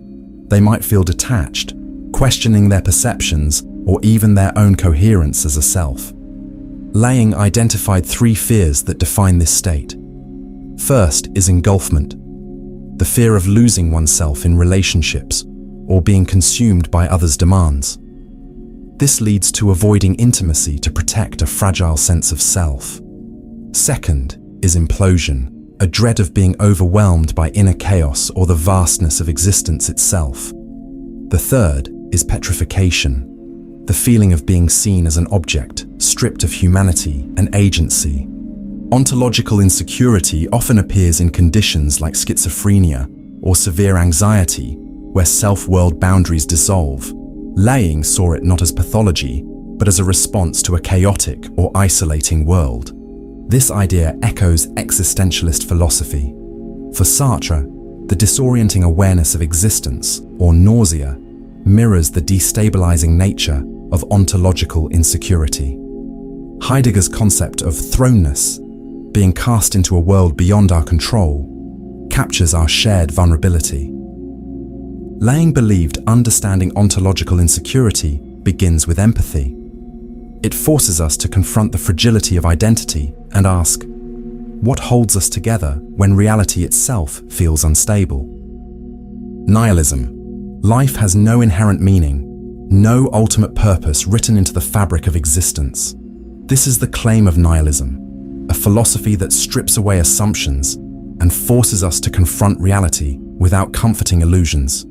It doesn't dismiss life, it challenges us to face it as it truly is, unfiltered and raw. At its core, nihilism contends that the systems we trust, morality, religion, identity, are mere human constructs. The values and beliefs that once provided life with meaning are baseless, leaving a void where certainty once stood. When these frameworks collapse, we are left questioning the validity of our values and goals. If there is no ultimate truth or purpose, what justifies any of our actions?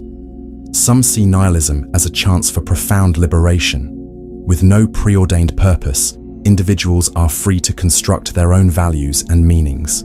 This perspective transforms nihilism from a doctrine of despair into a foundation for personal empowerment and self-creation. However, others perceive nihilism as a descent into chaos and despair. Without a higher authority or objective meaning, it risks reducing life to a series of meaningless acts, where morality becomes arbitrary and existence feels hollow. Aletheia and oblivion. What if the greatest truths aren't hidden but forgotten? The ancient Greek concept of aletheia, truth as unconcealment, suggests that reality isn't something we create, but something we uncover. It's a process of peeling back the veils of oblivion to reveal what has been obscured. In Greek, aletheia means the state of not being hidden. For philosophers like Heidegger, truth isn't static or absolute. It's an ongoing revelation of essence.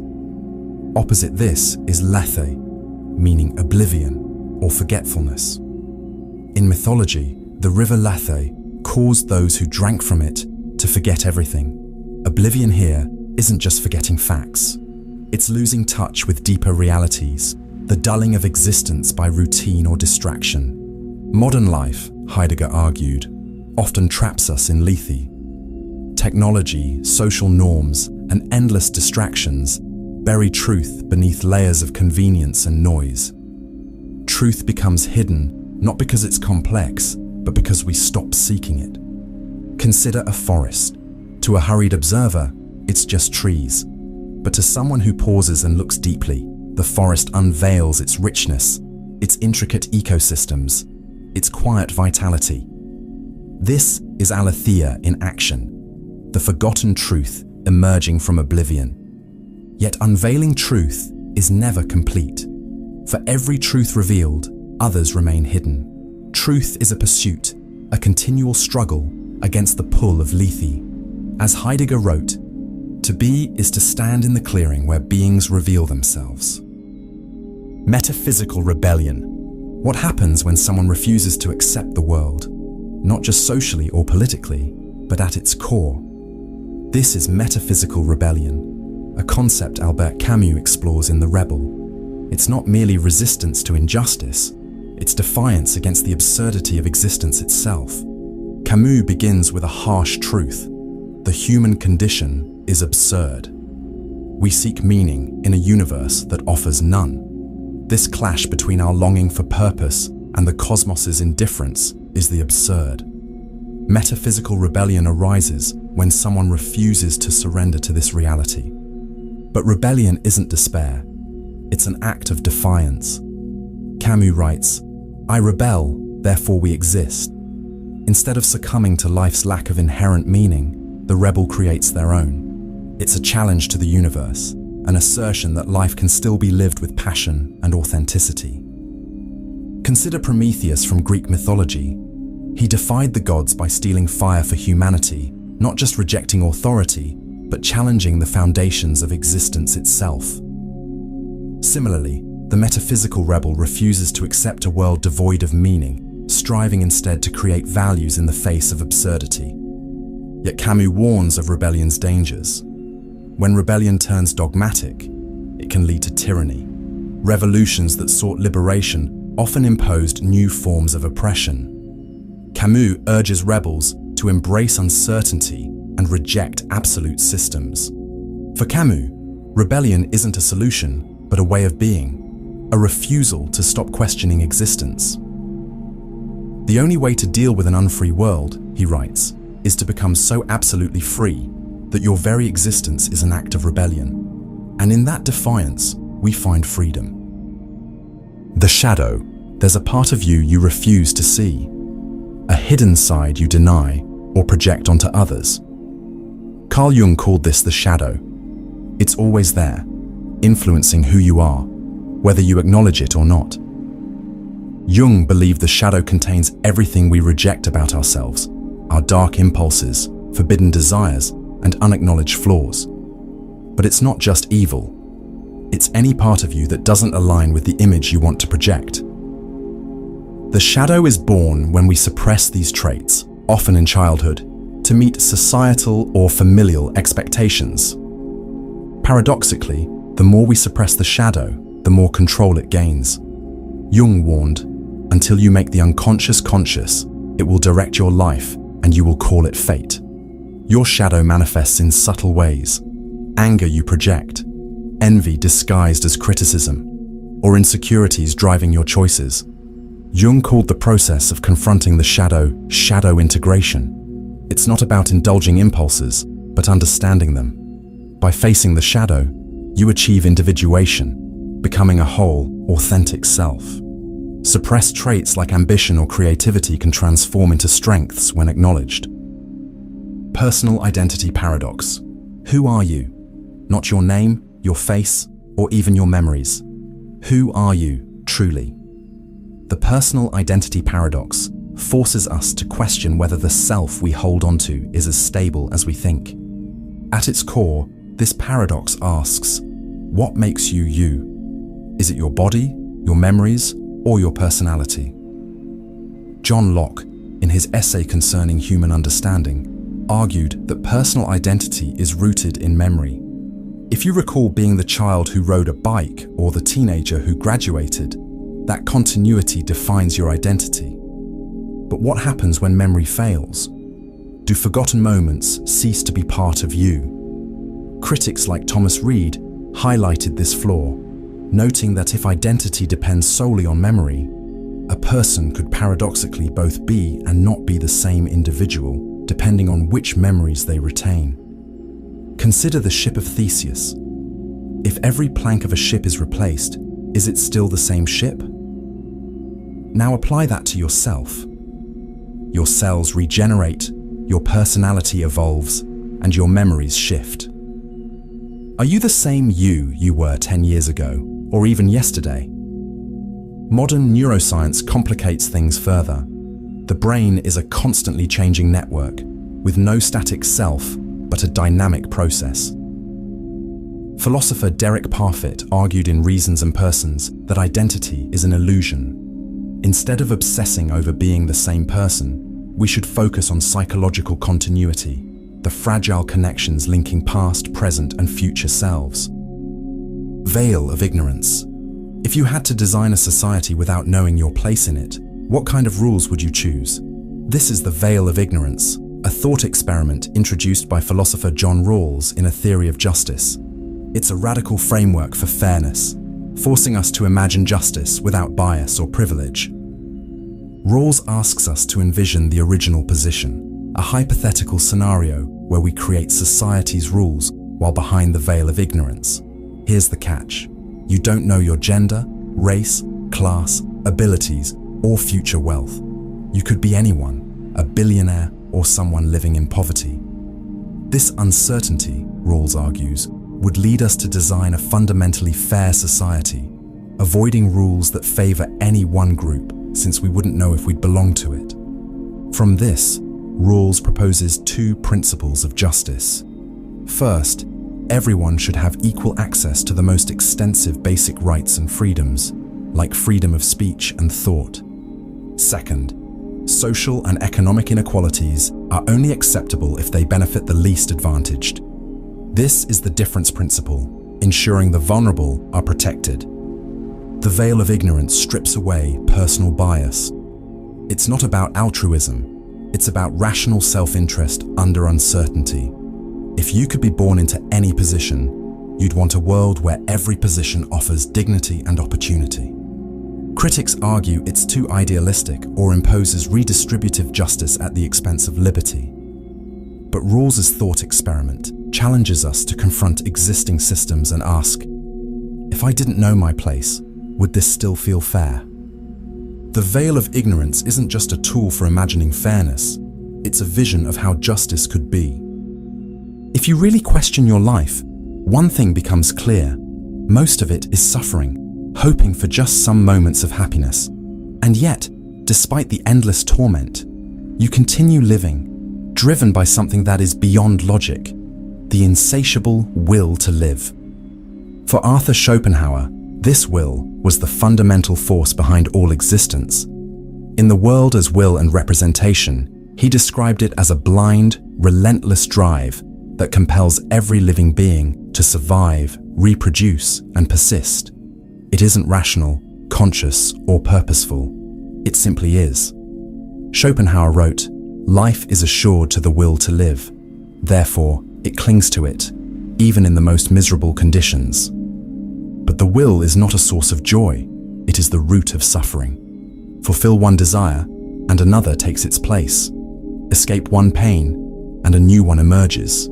Schopenhauer argued that pleasure is fleeting, while suffering is constant. He wrote, "All satisfaction is only negative, the removal of a desire and pain." This struggle is universal. In nature, life devours life in a cycle of survival. In human existence, ambition often leads to emptiness. Unlike animals, we reflect on our suffering, yet remain trapped by the will, amplifying our own misery. Inverted spectrum.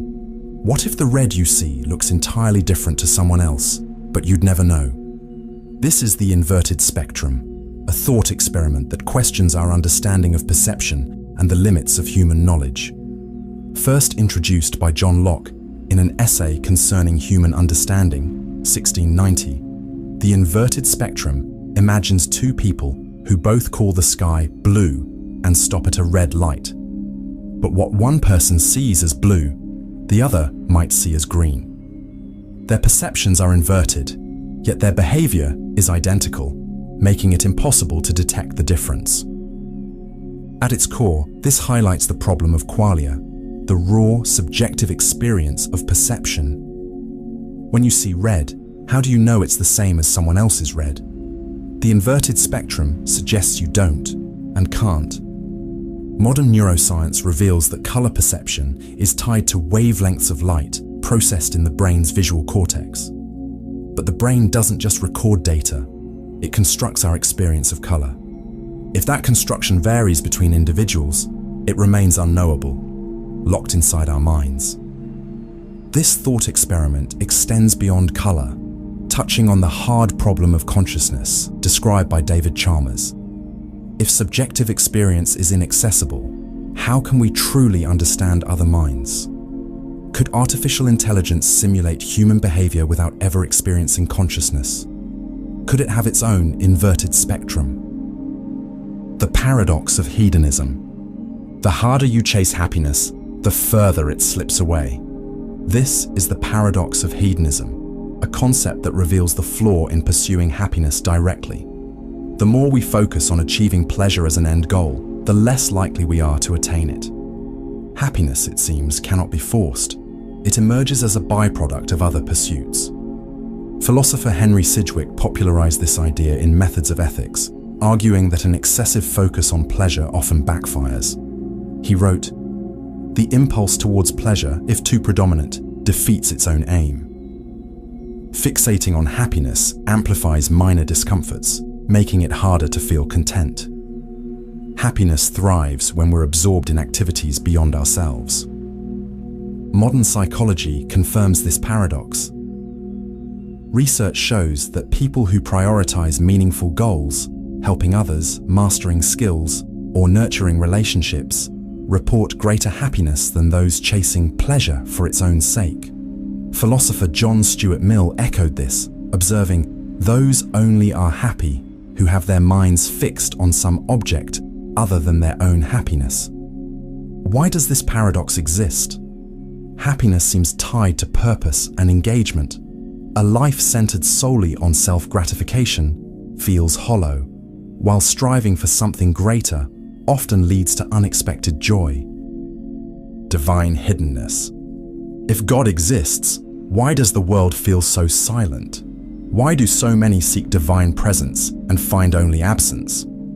These questions define the problem of divine hiddenness, a challenge to faith, belief, and the very nature of God. Philosopher John L. Schellenberg formalized this argument, asking, if a perfectly loving God exists, why wouldn't that presence be unmistakable? In Divine Hiddenness and Human Reason, he argues that a loving God would prevent reasonable non-belief. Yet, many sincere seekers of truth remain unconvinced. Is this silence evidence that God isn't there, or that God doesn't care? Some theists respond that divine hiddenness preserves human freedom. If God's existence were undeniable, belief might feel coerced, undermining genuine faith. But critics, including Schellenberg, counter that freedom and knowledge aren't incompatible. Just as knowing a loved one exists doesn't eliminate the freedom to choose them, knowing God exists wouldn't negate free will, it would enrich it. Others suggest hiddenness serves a purpose, such as fostering spiritual growth or testing faith. Yet for many, especially those whose doubts arise from honest seeking, these explanations feel insufficient. Divine hiddenness also intensifies the problem of evil. If suffering already challenges God's goodness, why remain silent in humanity's pain? Wouldn't clarity offer comfort or hope? This isn't just an intellectual issue, it's deeply personal. For those struggling with unanswered prayers, the silence can feel like abandonment. But some interpret it as an invitation to question, to seek, and to grow. Master-slave dialectic. Every relationship is a struggle for recognition. This is the essence of the master-slave dialectic, one of Georg Wilhelm Friedrich Hegel's most profound ideas from phenomenology of spirit. It's not just about domination, it's about power, dependence, and the need to be seen. Hegel begins with two individuals meeting. Both crave validation, but for selfhood to exist, each needs their existence acknowledged by the other. This creates conflict, a life and death struggle for recognition. The outcome? A hierarchy. One becomes the master, the other the slave. At first, the master appears victorious, commanding while the slave obeys. But Hegel reveals a paradox. The master's power is hollow because it relies entirely on the slave's recognition. True transformation, Hegel argues, happens through the slave's labor. By shaping the material world, the slave gains self-awareness and a deeper understanding of reality. As Hegel writes, through work, the slave becomes conscious of what he truly is. This dialectic isn't just about literal masters and slaves. It's a metaphor for power dynamics in all human relationships, from history's feudal systems to modern economic and social hierarchies. It's also deeply personal, evident in the dynamics of employers and employees, parents and children, even lovers. Recognition, Hegel shows, is rarely equal. But Hegel's insight goes further. True recognition, he suggests, comes from mutual acknowledgement, not domination. It's a delicate balance where both individuals affirm each other as equals. Dysteleological suffering. The universe we observe has precisely the properties we should expect if there is at bottom no design, no purpose, no evil, no good, nothing but pitiless indifference. This observation from Richard Dawkins captures the essence of dysteleological suffering, the belief that pain exists without meaning, purpose, or redemption. nature is indifferent to suffering. Predators hunt, prey suffers, and parasites thrive, all as a consequence of survival, not morality or design. Suffering in this view isn't a test or lesson, it's simply a byproduct of life's relentless processes. There's no cosmic plan, no higher goal to explain the pain that pervades existence. The term dysteleology combines the Greek telos, meaning end or purpose, with dys, implying something flawed or misaligned. It rejects comforting narratives that suffering serves a greater good, revealing a world driven by chaos and competition, rather than divine order. Inherent meaninglessness. Your life has no meaning, neither does mine. The universe doesn't care about your dreams or struggles, and yet, this might be the most liberating truth you'll ever encounter. Existentialist thinkers like Nietzsche, Sartre, and Camus argue that the universe offers no built-in purpose.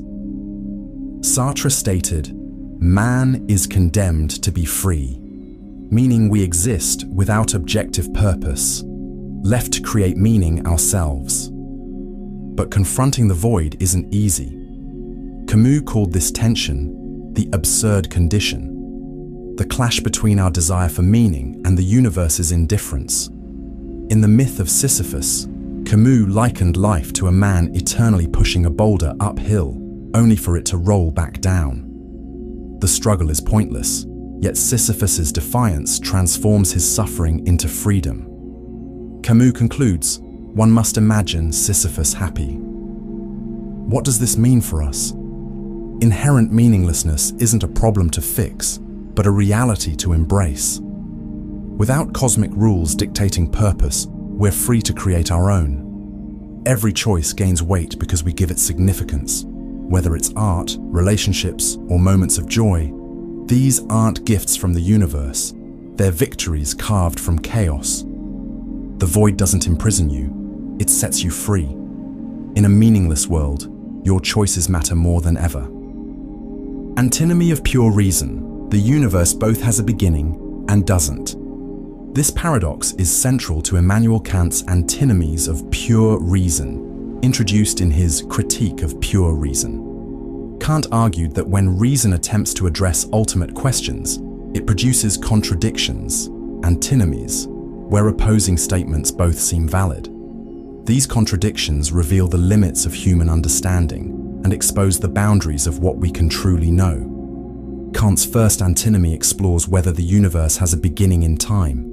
On one side, reason suggests the universe must have a beginning. If time stretches infinitely backward, the present could never arrive. Yet reason also claims the universe cannot have a beginning, because if it did, it would require a cause, and that cause would need another, creating an infinite regress. Both arguments appear logical, but are irreconcilable. Kant explained that these contradictions occur because human reason applies principles beyond the realm of experience. Concepts like space, time, and causality aren't intrinsic features of the universe. They're the frameworks through which our minds interpret it. Just as a fish, shaped by its experience of water, cannot imagine life outside it, our minds, shaped by space and time, cannot comprehend realities beyond these limits.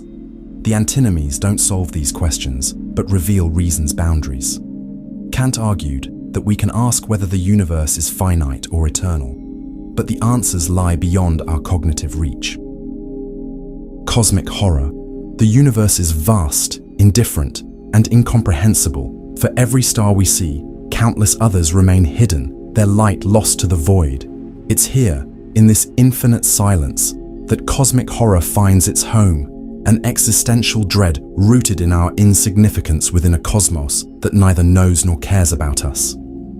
H.P. Lovecraft articulated this terror best, writing, "The oldest and strongest emotion of mankind is fear, and the oldest and strongest kind of fear is fear of the unknown. This isn't fear of monsters, but of realizing that the world we know floats in an abyss governed by forces beyond comprehension. Cosmic horror thrives on the premise that human intellect is inadequate to grasp the true nature of existence. If the universe is indifferent, What happens to morality or meaning? Cosmic horror revels in this uncertainty, forcing us to confront truths that might shatter our understanding. It's like an ant on a smartphone, aware only of the surface, blind to the intricate systems beneath. Transvaluation of values. What if the values you hold sacred, goodness, humility, selflessness, weren't designed to uplift you, but to control you? Friedrich Nietzsche argued this had already happened, calling for a transvaluation of values, a radical rethinking of morality. In Thus Spoke Zarathustra and the Antichrist, Nietzsche identified two types of morality: master morality and slave morality. Master morality, rooted in ancient aristocratic societies, celebrated strength, vitality, and achievement. Good was synonymous with power, while bad reflected weakness. But history, he claimed, saw a dramatic inversion. The oppressed, whom Nietzsche called the slaves, overthrew their rulers by creating a new moral framework. Ambition, dominance, and self-assertion were rebranded as evil, while humility, meekness, and self-denial were elevated as good. Nietzsche called this reversal an act of ressentiment, a moral system born of resentment. This, Nietzsche believed, suppressed human potential. Slave morality, institutionalized through Christianity and modern ethics, stifled humanity's creative and life-affirming instincts. Man would rather will nothingness than not will at all, he wrote, critiquing how guilt and submission replaced vitality and self-overcoming. Nietzsche's solution: a transvaluation of values, a complete redefinition of morality. He envisioned the Übermensch, or overman, an individual who creates their own values, unshackled by inherited moral codes. This wasn't a call for cruelty or tyranny, but a rejection of morality that glorifies weakness over strength. The problem of other minds. How do you know anyone else is conscious? Not just alive, but truly aware, thinking, feeling, and experiencing the world like you do. Your best friend, your family, even strangers on the street.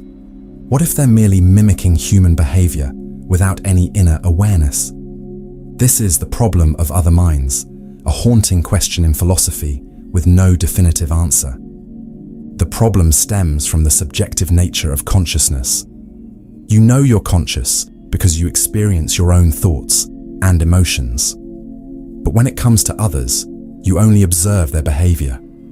A smile might suggest happiness, or tears might indicate sadness. But are these signs of inner experience or just outward displays?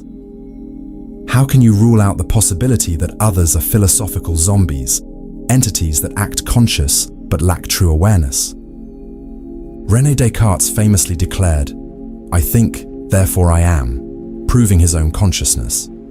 But he couldn't extend that certainty to others, leaving their minds an open question. Modern neuroscience maps brain activity and correlates it with thoughts and feelings. But even this doesn't access the subjective experience of another person. We can measure the brain's mechanisms, but not its inner reality. Here's the unsettling twist. Just as you can't prove others are conscious, no one can prove you are. From their perspective, you might be the automaton, going through the motions without awareness. This question challenges everything: our morality, relationships, and empathy. Yet we act as if others are conscious because the alternative is unbearable. A world where your mind is the only reality. The undead God. God is dead. Nietzsche's unsettling proclamation in The Gay Science signaled the collapse of divine authority, leaving humanity untethered. But what if God isn't truly gone? What if God lingers, not alive, but undead? A shadow embedded in our morality, culture, and subconscious. This is the concept of the undead God, a deity stripped of power yet haunting our values and institutions. Nietzsche's warning wasn't about atheism's triumph, but the danger of clinging to systems rooted in a belief we've abandoned. He saw humanity as trapped in the remnants of old frameworks, unwilling to confront the void left behind. As he wrote, What are these morals if they are not the shadows of God? Shadows of shadows. The problem is stark. Without God, what justifies concepts like good and evil, justice and freedom?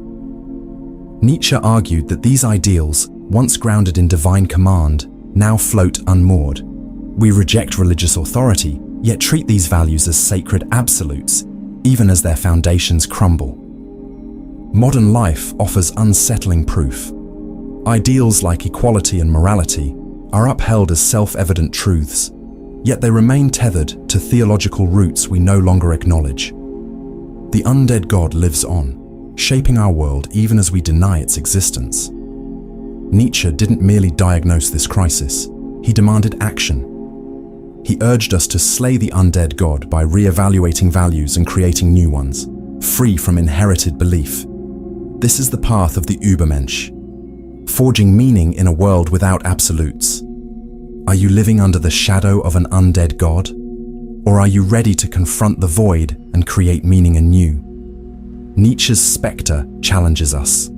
The choice is yours. Infinite regress problem. What explains the universe? The question seems simple, until it isn't. Every answer demands another, like pulling on a thread that never ends. This is the infinite regress problem, one of philosophy's most haunting dilemmas. Infinite regress occurs when every explanation depends on something else, creating an endless chain of why. Aristotle identified this in metaphysics, asking if every cause requires a prior cause, does the chain stretch infinitely? To solve this, he proposed a prime mover, an uncaused cause that sets everything in motion. But is this a solution or a convenient stopgap? The problem surfaces everywhere we seek ultimate explanations. In morality, if actions are right because they follow rules, what justifies the rules? If rules rely on principles, what justifies the principles? The regress spirals endlessly, undermining any solid foundation for ethics. In epistemology, the issue is equally troubling. Claims of knowledge rely on reasons, which themselves need justification. Philosopher Laurence Bonjour called this a vicious regress, making certainty seem impossible. How do we escape this trap? Foundationalism argues for self-evident truths needing no justification, as Descartes did with, "I think, therefore I am." Coherentism, by contrast, suggests that beliefs justify each other in a web-like structure, though critics argue this feels circular. Some, like Paul Tillich, embrace infinite regress as inherent, suggesting the search itself has value. Appearance versus reality. What if the world you see isn't the world as it truly is? What if everything you experience, colors, sounds, even time, is a carefully crafted illusion? The tension between appearance and reality is a profound question in philosophy, challenging us to confront the idea that our senses might deceive us. Plato captured this in his allegory of the cave. Prisoners chained in darkness see only shadows on a wall and mistake them for reality. Plato argued that most of us live like those prisoners, confusing appearances for truth. For him, true reality lies beyond the senses, in a realm of unchanging, eternal forms accessible only through reason. Centuries later, Descartes pushed this further. In Meditations on First Philosophy, he doubted everything: his senses, body, even the world's existence. Could it all be an illusion, the work of an evil demon? His skepticism led to one certainty: cogito, ergo sum. I think, therefore I am. For Descartes, consciousness was the only undeniable reality. Modern science adds new layers to this puzzle. Quantum mechanics reveals particles in superpositions, altered by observation. Neuroscience shows that what we perceive is reconstructed by our brains. Colors are interpretations, not inherent properties. Even time, as Einstein showed, is relative, shaped by gravity and motion. Yet we trust our senses. We live by what we see and hear, even though illusions and technologies like virtual reality blur the line between real and artificial. Philosophers like Kant remind us that we can't access the world as it truly is, only how it appears to us. Akrasia. Why do you act against your better judgment? This is the puzzle of akrasia, acting against what you know is right. You're fully aware of the consequences, yet you choose the opposite. Socrates dismissed the idea of akrasia, arguing that wrongdoing stems from ignorance. If you truly knew what was good, you'd pursue it. But Plato saw it differently. In the Republic, he divided the soul into reason, spirit, and appetite.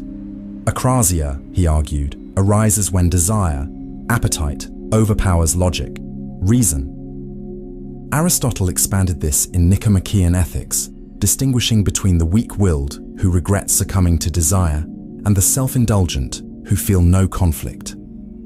Akrasia, for Aristotle, exists in this tension, knowing what's right but failing to act on it. Fast forward to modern times, and akrasia is everywhere. Staying up late despite needing sleep, breaking a diet for a moment of indulgence. It's the gap between intention and action, frustratingly universal. Psychologists argue it's a battle between short-term gratification and long-term goals, or between emotion and logic, where impulses override reason. What makes akrasia so compelling is its universality. It's not about ignorance or intelligence. It's about the fragility of human will. Knowing what's right doesn't mean acting on it, highlighting the complexity of our minds. Solipsism. What if you're the only conscious being in existence? This is the unsettling idea of solipsism, the belief that nothing outside your own mind can be known to exist.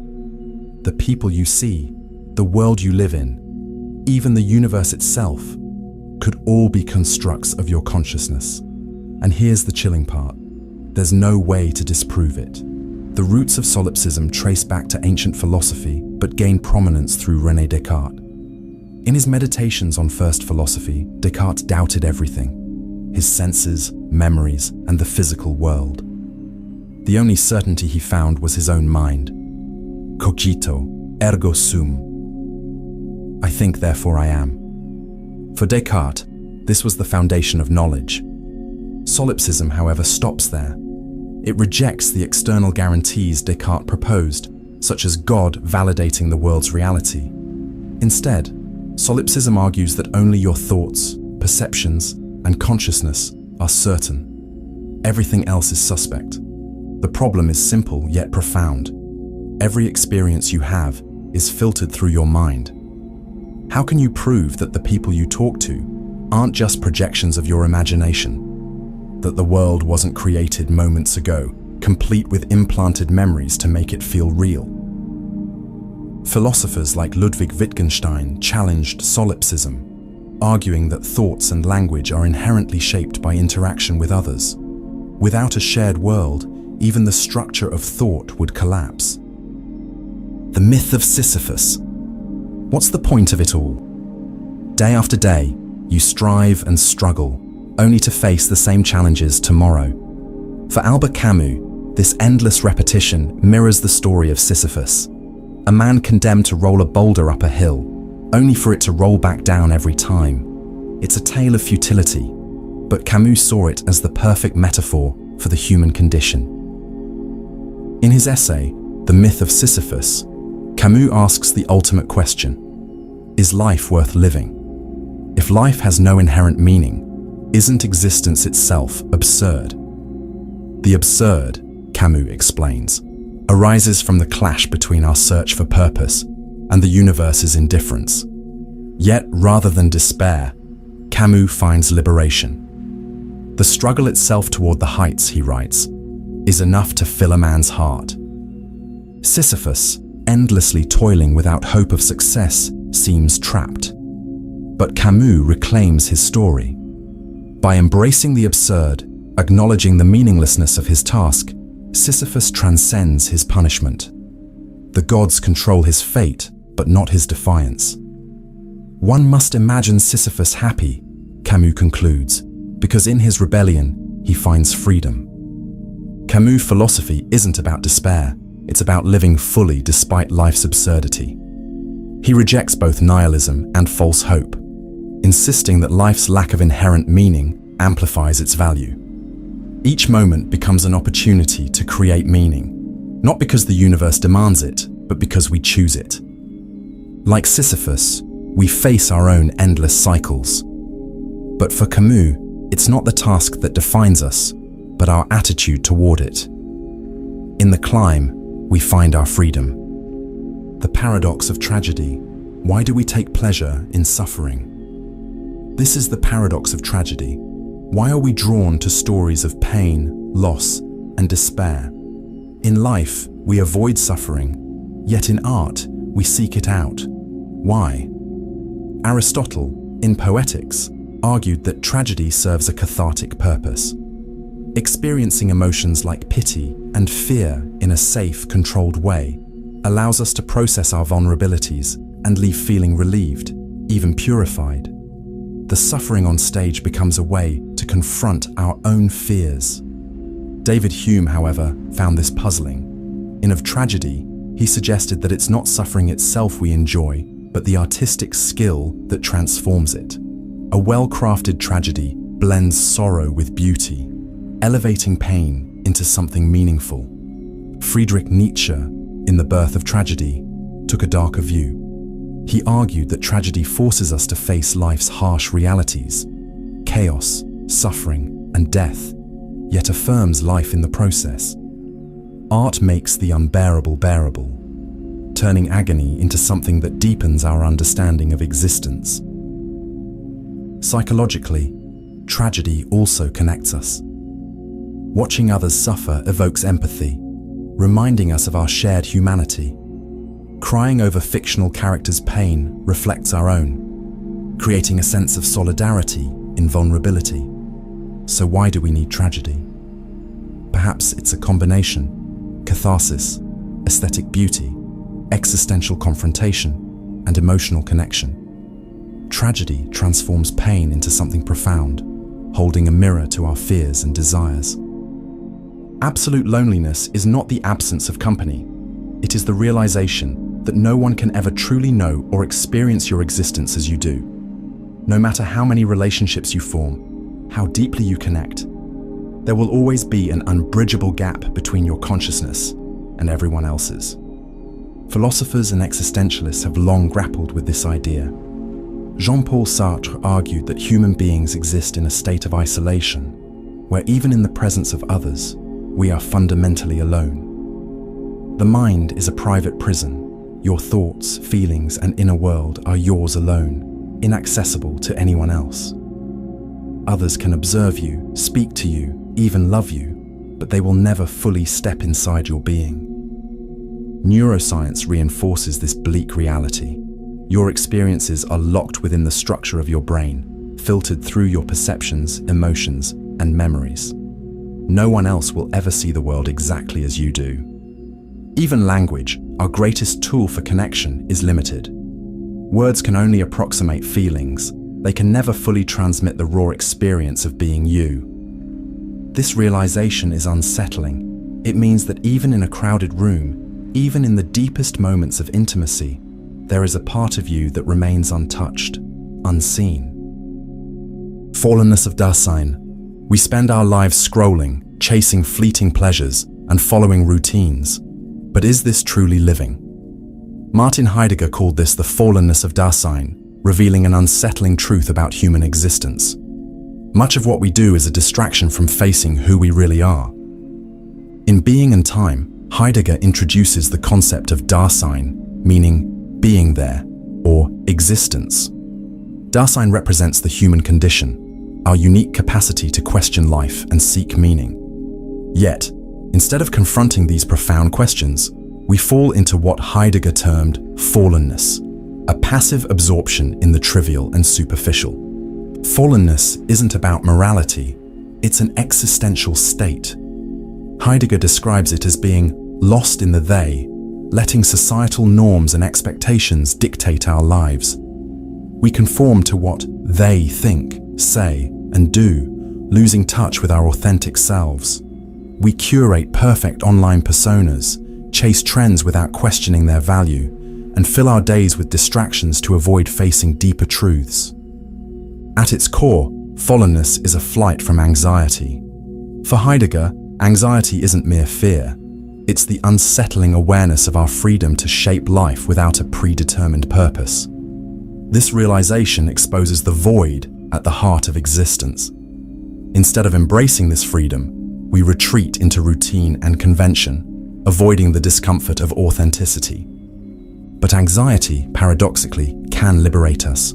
Heidegger believed it could jolt us out of fallenness, forcing us to confront our finitude and take responsibility for our choices. Authenticity lies not in rejecting society, but in consciously defining our own purpose. Objection. Why does a rotting corpse horrify us so deeply? Why do we recoil from things that blur the boundaries between human and inhuman? These reactions stem from objection, a concept explored by Julia Kristeva in her book Powers of Horror. Objection isn't just fear or disgust. It's the psychological unease we feel when something disrupts the boundaries that define our sense of self. Kristeva explains that human identity relies on clear distinctions: self and other, life and death, clean and unclean. The abject is anything that breaks these boundaries, forcing us to confront what we've repressed or excluded.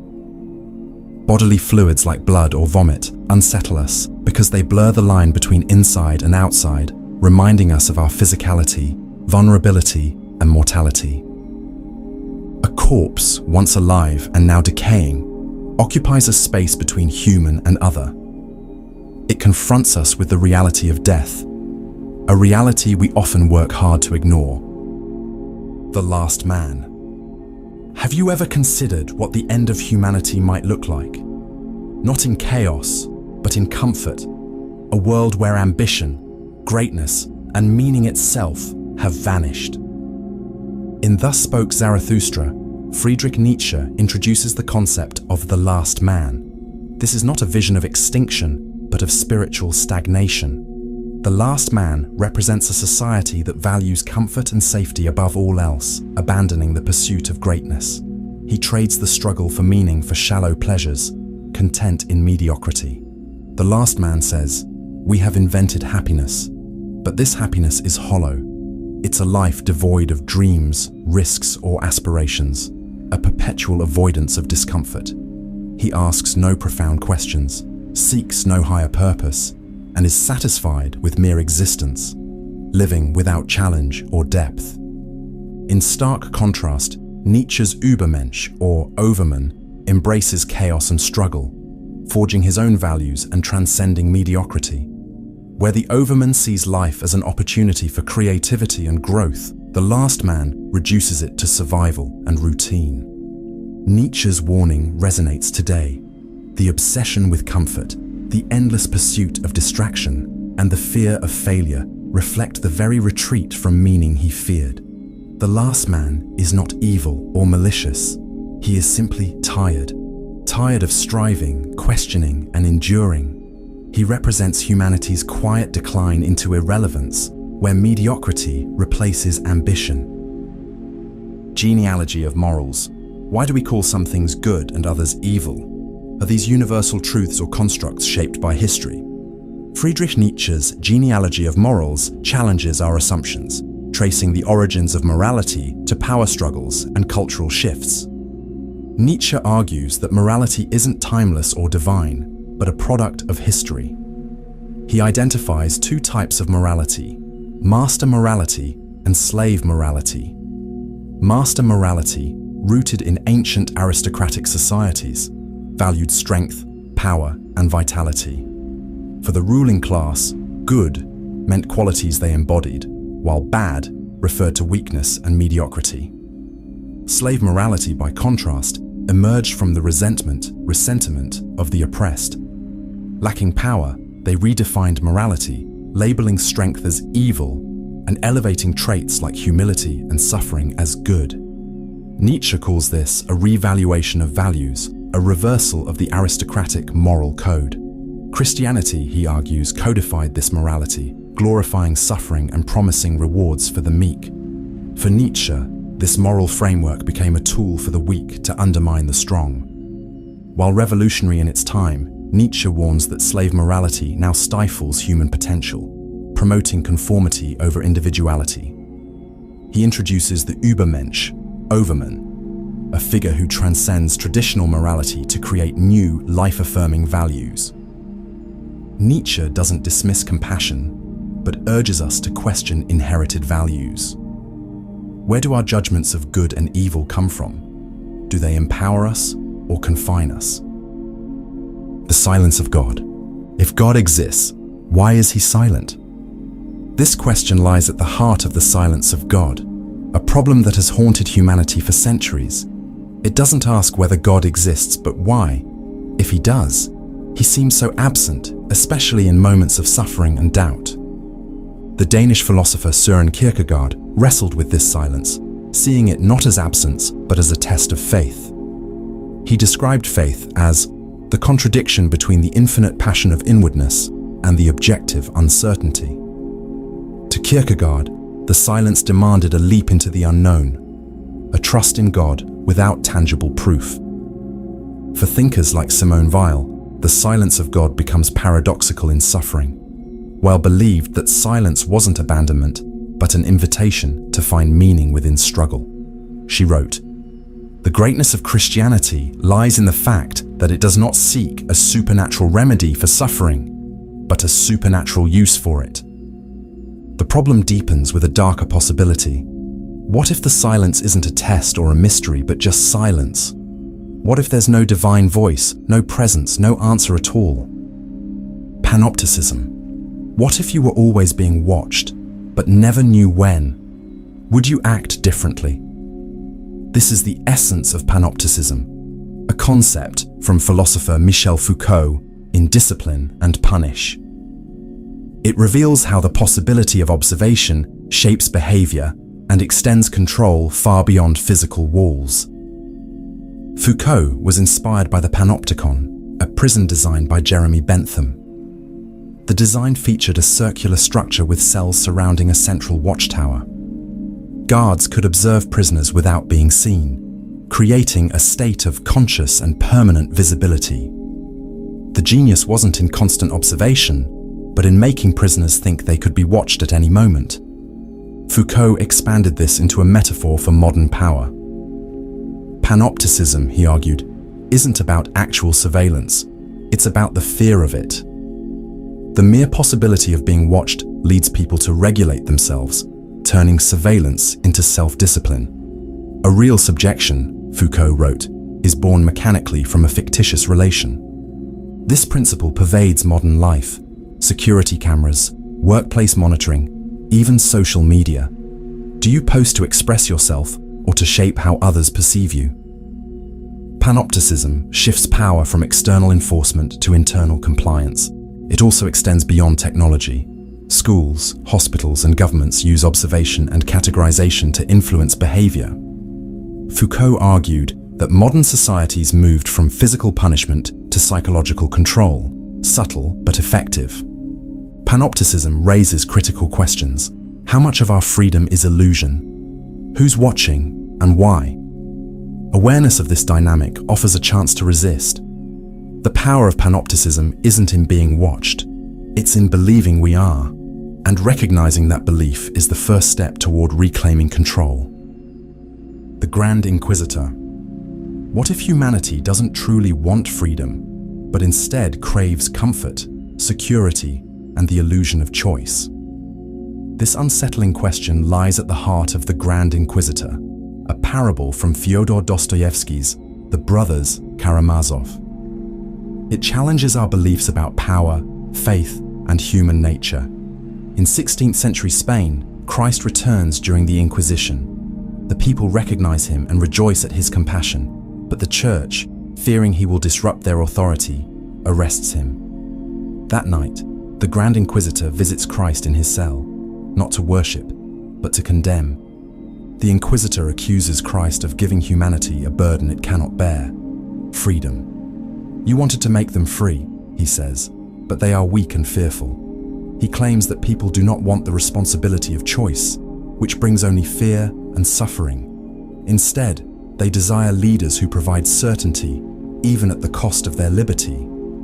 The Church, the Inquisitor argues, has done what Christ would not, taken away freedom in exchange for happiness. We will feed them, he declares, but we will also enslave them. Christ listens in silence, offering no defense.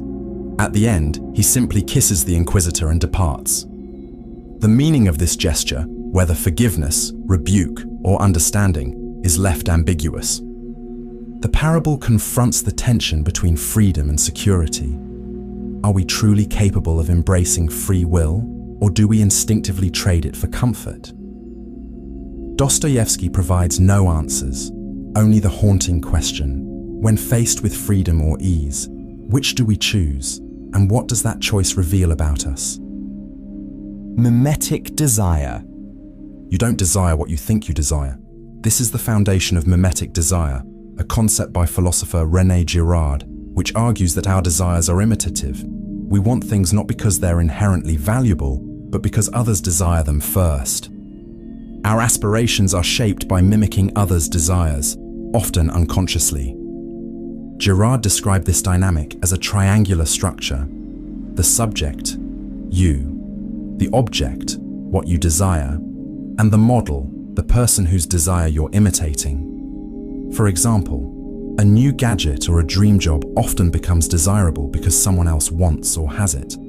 Advertisements and social media amplify this, showcasing lifestyles designed to spark envy and imitation. Girard wrote, "Human beings are never directly in competition for things.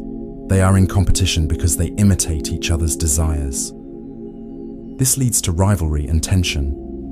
We don't just chase objects, we chase the validation or status they represent. And when multiple people pursue the same goal, not for the object itself but due to imitation, conflict arises. The result?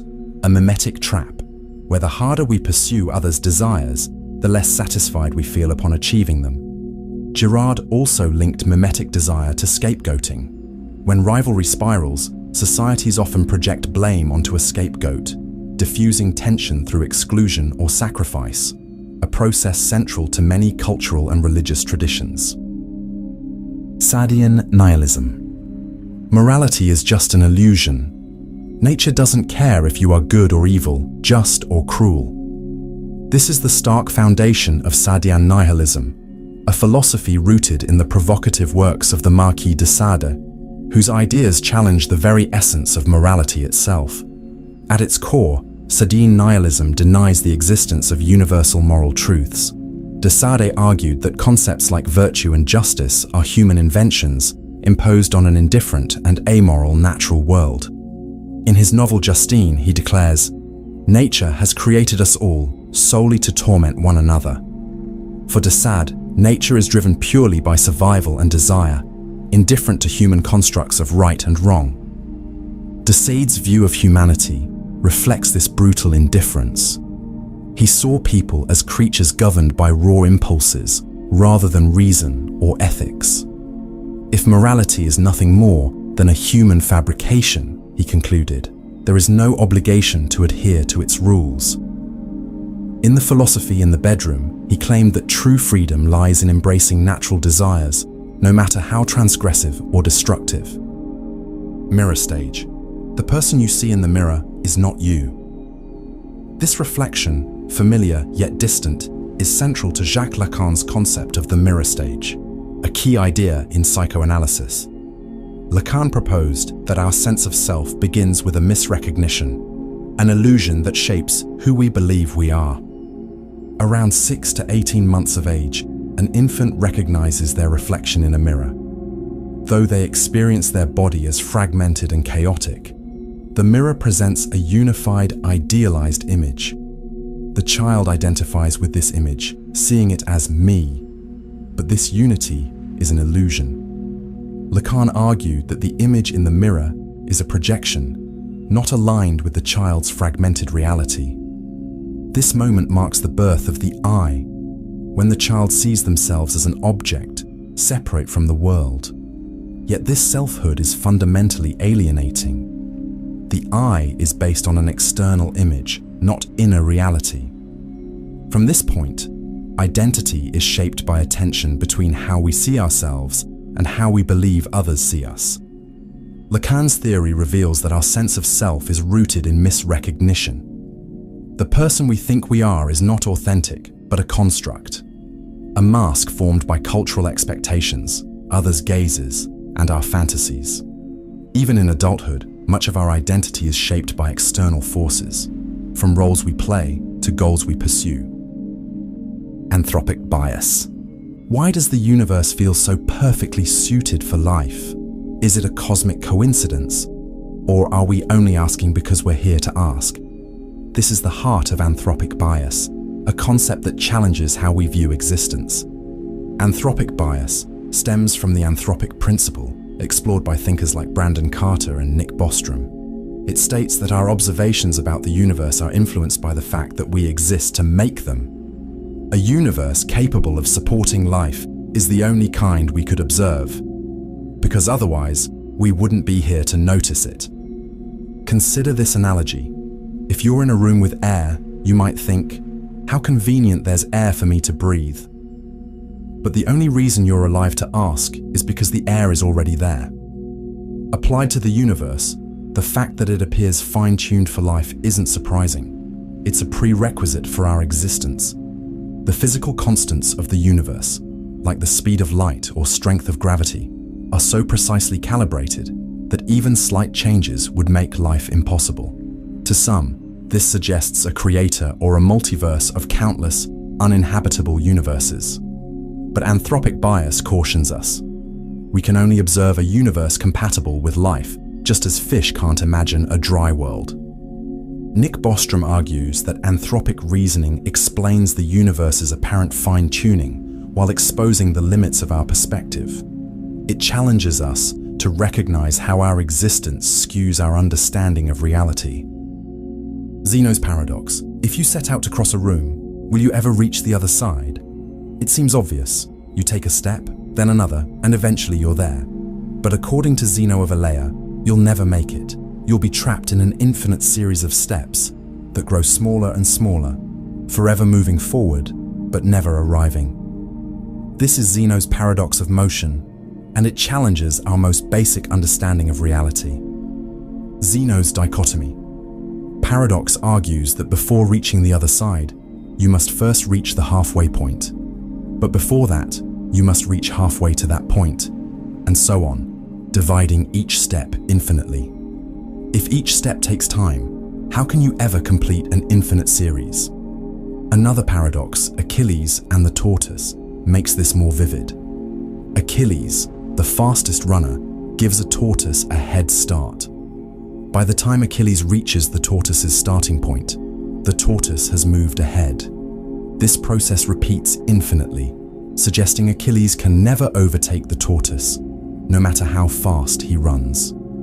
These paradoxes don't deny motion. They reveal the tension between perception and mathematical reasoning. The ancient Greeks were baffled by this, but calculus, developed by Newton and Leibniz, showed that infinite sequences can sum to finite results.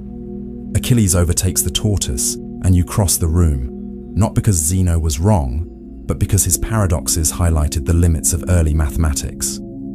Zeno's puzzles endure because they push us to question infinity, continuity, and reality itself. The next time you take a step, consider this. Even the simplest motion contains infinite complexity, bridging the gap between logic and experience. The illusion of free will. You believe you're in control of your choices, what to eat, what to say, which path to take. But what if that control is an illusion? What if free will, the cornerstone of human agency, is simply a story your brain tells after the fact? Philosopher Baruch Spinoza likened humans to stones rolling downhill, convinced they control their movement because they're unaware of the forces driving them. Men think themselves free, he wrote, because they are conscious of their actions, but ignorant of the causes. Centuries later, neuroscientist Benjamin Libet's experiments revealed that the brain begins preparing for actions milliseconds before we consciously decide to act. Your choice to pick up a glass of water may feel deliberate, but your brain already made the call. Modern thinkers like Sam Harris argue that every decision arises from prior causes, genetics, environment, and unconscious processes beyond our control. You can do what you decide to do, Harris says, but you cannot decide what you will decide to do. Even the act of deliberation is shaped by factors outside our awareness. Critics worry that rejecting free will undermines accountability, but Harris contends it shifts the focus from blame to understanding. Why did someone act this way? How can harm be prevented? Omnipotence paradox. Can an all-powerful being create a rock so heavy that even they cannot lift it? This playful question introduces the omnipotence paradox, a dilemma that challenges the very idea of unlimited power. Omnipotence is typically defined as the ability to do anything, but the paradox reveals a contradiction. If an omnipotent being can create such a rock, they cannot lift it and are therefore not all-powerful. If they cannot create it, their power is still limited.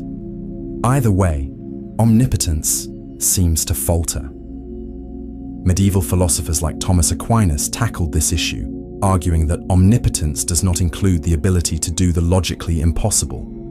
In Summa Theologica, Aquinas claimed that contradictions, like a square circle or an unliftable rock, are nonsensical and don't count as limitations of power. For him, omnipotence means the ability to do all things that are possible within the bounds of reason. René Descartes took a more radical stance, suggesting that an omnipotent being could transcend even logic. If God willed 2 + 2 to equal 5, Descartes argued, it would simply be so. But this interpretation unsettles many, as it makes omnipotence incomprehensible, bending the very framework of reason. The omnipotence paradox extends beyond theology, questioning whether the concept of unlimited power is coherent. Can an omnipotent being create a world they cannot control, or end their own existence? These questions reveal the limits of language and human understanding. Terror management theory. Every decision you make, every belief you hold, might be shaped by one thing: the fear of death. Terror management theory reveals how the awareness of our mortality influences thoughts, actions, and even society itself.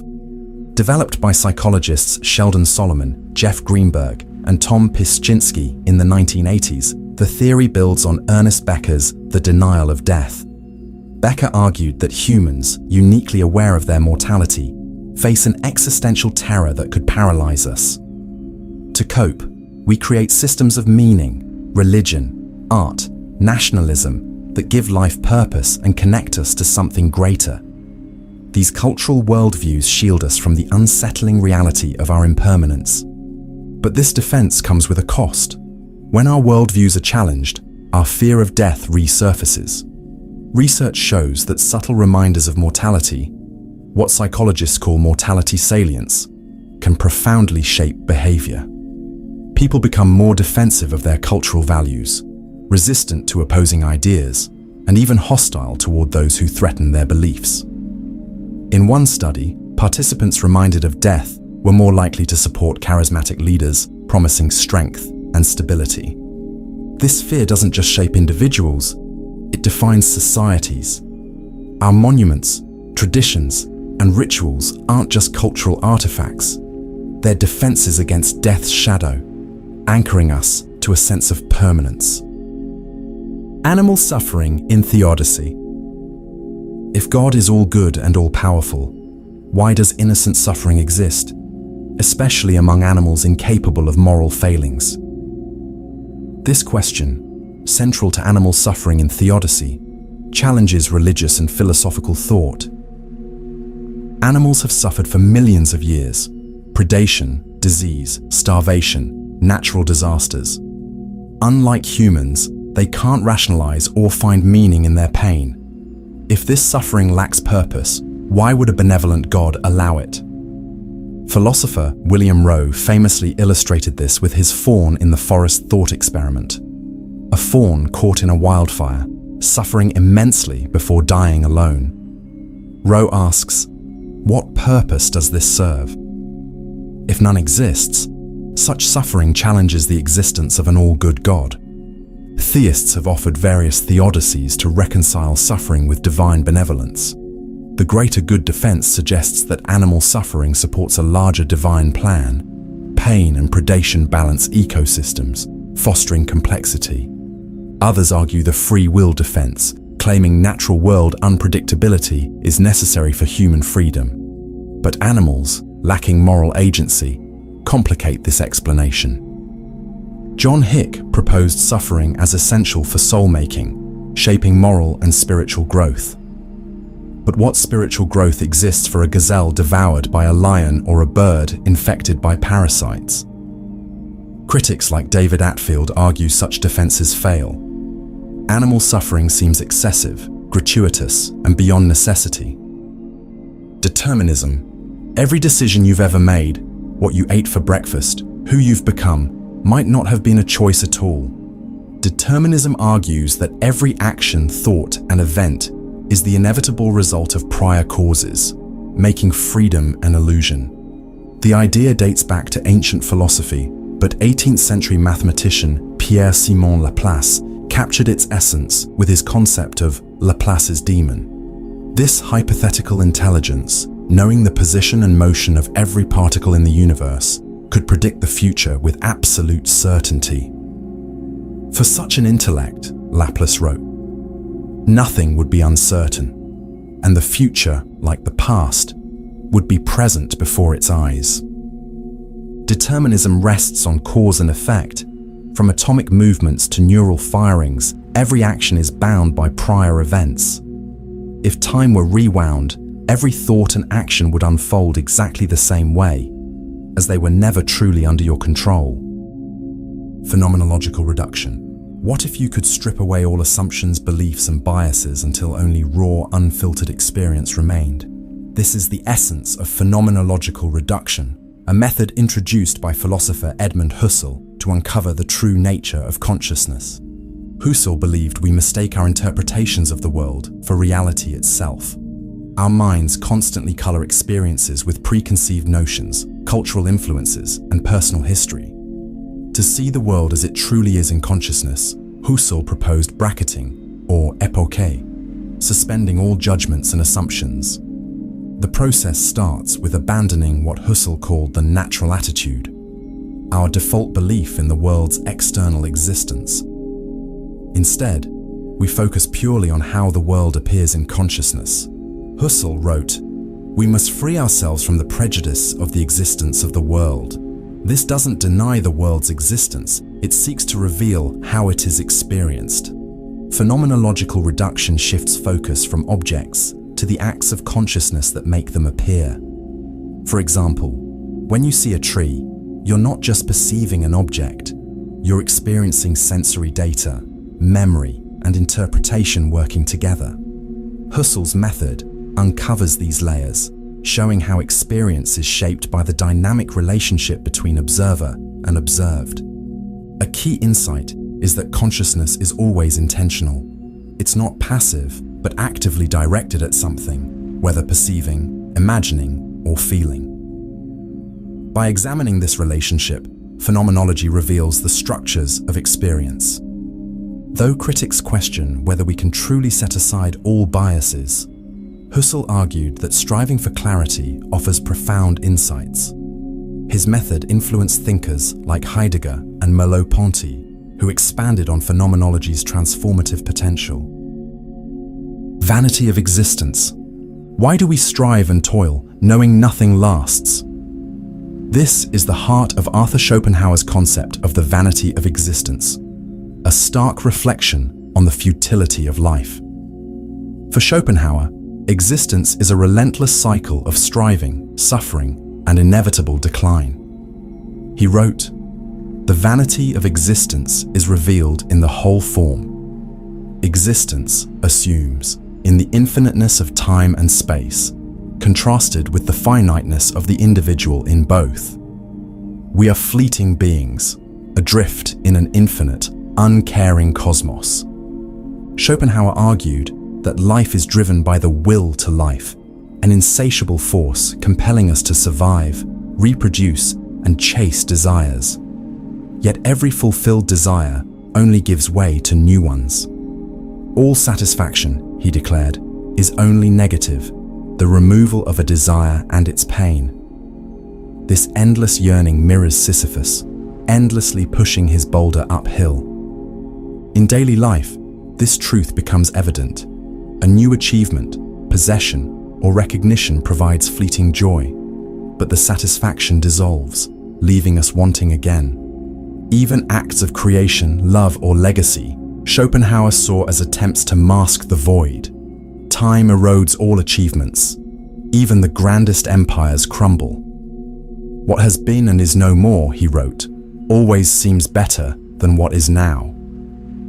Schopenhauer didn't seek despair, but clarity. He believed recognizing life's futility allowed us to escape its grip. Through art, philosophy, and especially music, which offered moments of liberation from endless striving. Hell is eternal punishment, an all-loving God, and an eternal hell. How can these ideas coexist? The concept of hell as unending punishment has perplexed theologians for centuries. Is it justice or a relic of fear? Scriptures like Matthew 25:46. These will go away into eternal punishment, but the righteous into eternal life, shaped the belief in eternal torment. For St. Augustine, infinite punishment reflected the infinite nature of God's justice. Sinning against an eternal being warranted eternal consequences. Thomas Aquinas viewed hell differently, arguing that its suffering comes from separation from God, a self-inflicted state, not imposed cruelty. But critics question the fairness of eternal punishment for finite sins. Philosopher John Hick argued that a truly benevolent God would redeem all souls, making eternal hell incompatible with divine love. Universalists agree, seeing ultimate salvation for all as a reflection of God's mercy. Conditionalists, meanwhile, propose annihilation, total destruction of the soul, over eternal suffering. Modern thinkers like C.S. Lewis reframe hell as a choice. In The Great Divorce, Lewis wrote, "The doors of hell are locked on the inside," suggesting that hell is self-imposed, driven by pride and despair, not divine wrath. The veil of Maya. Everything you perceive, the people, the sky, even your body, might be an illusion. This idea lies at the heart of the veil of Maya, a concept from Indian philosophy, particularly Advaita Vedanta. It suggests that the material world is a facade, obscuring the ultimate truth, Brahman, the infinite essence of existence. Maya, meaning illusion or magic in Sanskrit, creates the appearance of separation in a fundamentally unified universe. Adi Shankaracharya, a key figure in Vedanta, explained, "Brahman alone is real. The world is illusory. The self is not other than Brahman. Maya binds us to the cycle of birth and death by making us believe we are finite individuals." Imagine a dream. While dreaming, everything feels real, joy, pain, fear. But upon waking, you realize it was all in your mind. Similarly, the veil of Maya convinces us that our identities, struggles, and desires are real, though they are fleeting and transient. Western philosophy mirrors this idea. Arthur Schopenhauer, influenced by Vedanta, described life as a perpetually disillusioning experience. He likened Maya to a world driven by blind desires, obscuring deeper truths.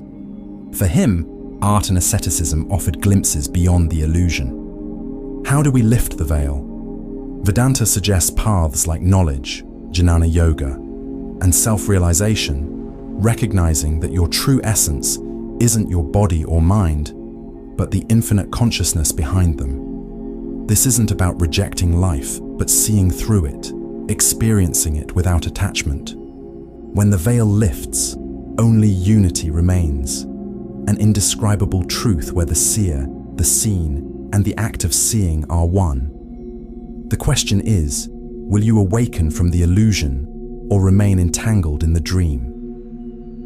State of nature as war. Strip away laws, governments, and societal rules. What's left? For philosopher Thomas Hobbes, it's chaos. a brutal war of every man against every man. This is the state of nature, a world without authority, which Hobbes saw as humanity's raw, unfiltered reality. In his 1651 work Leviathan, Hobbes argued that life in the state of nature would be driven by fear and competition. Humans, motivated by self-interest and survival, would clash endlessly over resources and power. In such condition, he wrote, "The life of man is solitary, poor, nasty, brutish, and short." Why such chaos? Hobbes pointed to equality, not the noble kind, but the kind that makes everyone equally dangerous. Even the weakest can harm the strongest through cunning or alliances, creating perpetual mistrust. Without rules or authority to ensure safety, people would live in constant suspicion, ready to strike first. This isn't just theory. Hobbes pointed to civil wars and societal breakdowns as glimpses of the state of nature. Yet he didn't see humans as evil, just rational. In a world without order, survival demands preemptive conflict. Hobbes believed the only escape was the social contract, individuals surrendering some freedom to a sovereign authority, the Leviathan, in exchange for security and peace. This authority, wielding absolute power, keeps the chaos of the state of nature at bay. While critics argue Hobbes underestimated human cooperation, his vision resonates today. From political instability to international tensions, the shadow of the state of nature reminds us what's at stake. Hobbes challenges us to ask, what truly holds civilization together, and how far are we willing to go to preserve it? Causa sui. What if something could create itself, exist without any external cause? This is causa sui, the idea of being one's own cause. It challenges logic, forcing us to rethink the very nature of existence. The concept originates with Baruch Spinoza, who used it to describe God, or, as he called it, substance. In Ethics, Spinoza wrote, "That thing is called free, which exists from the necessity of its own nature alone, and is determined to act by itself alone." For Spinoza, God, or the universe, is causa sui, self-caused, infinite, and dependent on nothing else. This idea defies how we understand causality. Everything relies on something else, a tree from a seed from another tree. But where does the chain begin? Spinoza's answer is radical, with something that simply exists, needing no cause because it is the cause. Causa sui also resonates in existential philosophy. Thinkers like Sartre explored the human desire to be self-created. Sartre called it the project of being God, the longing to define ourselves without external influence.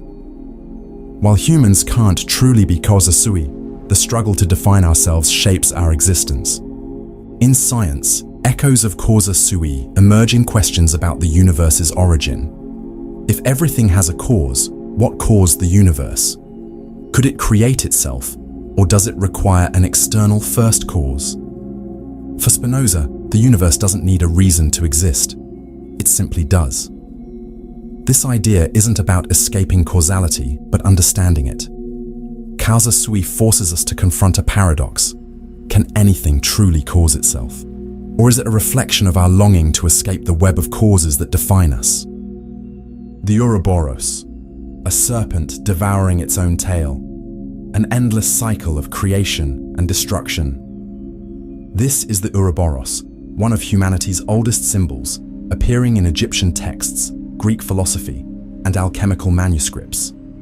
It represents a paradox, a self-sustaining cycle, where beginnings and endings blur into one.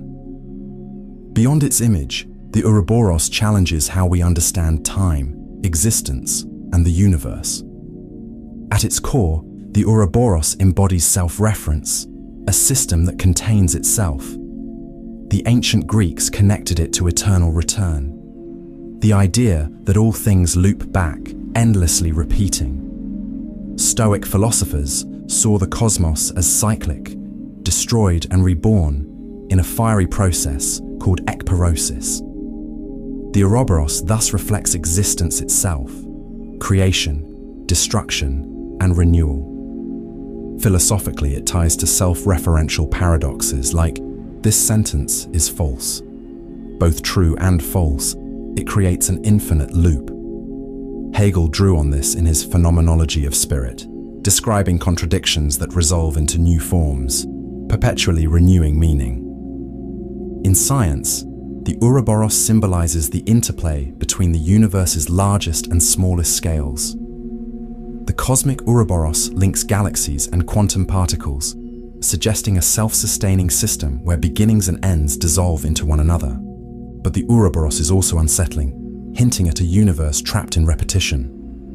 Nietzsche's concept of eternal recurrence posed a stark question. If your life repeated endlessly, would you embrace it or despair? Repressive desublimation. What if the freedom you think you're enjoying is actually a trap? Herbert Marcuse's concept of repressive desublimation, introduced in One-Dimensional Man, challenges us to reconsider the desires and choices we think are liberating. Marcuse builds on Freud's idea that primal desires, like sexuality and creativity, are repressed by society and transformed into sublimation, fueling achievements like art and culture. But Marcuse argues that in advanced industrial societies, repression doesn't vanish. It becomes more deceptive. Modern consumer culture manipulates our desires, giving us the illusion of freedom while maintaining control. This is repressive desublimation. Desires are released not for liberation, but to keep us compliant.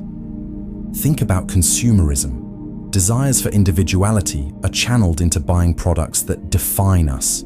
Critiques of society are absorbed into entertainment, making resistance a commodity.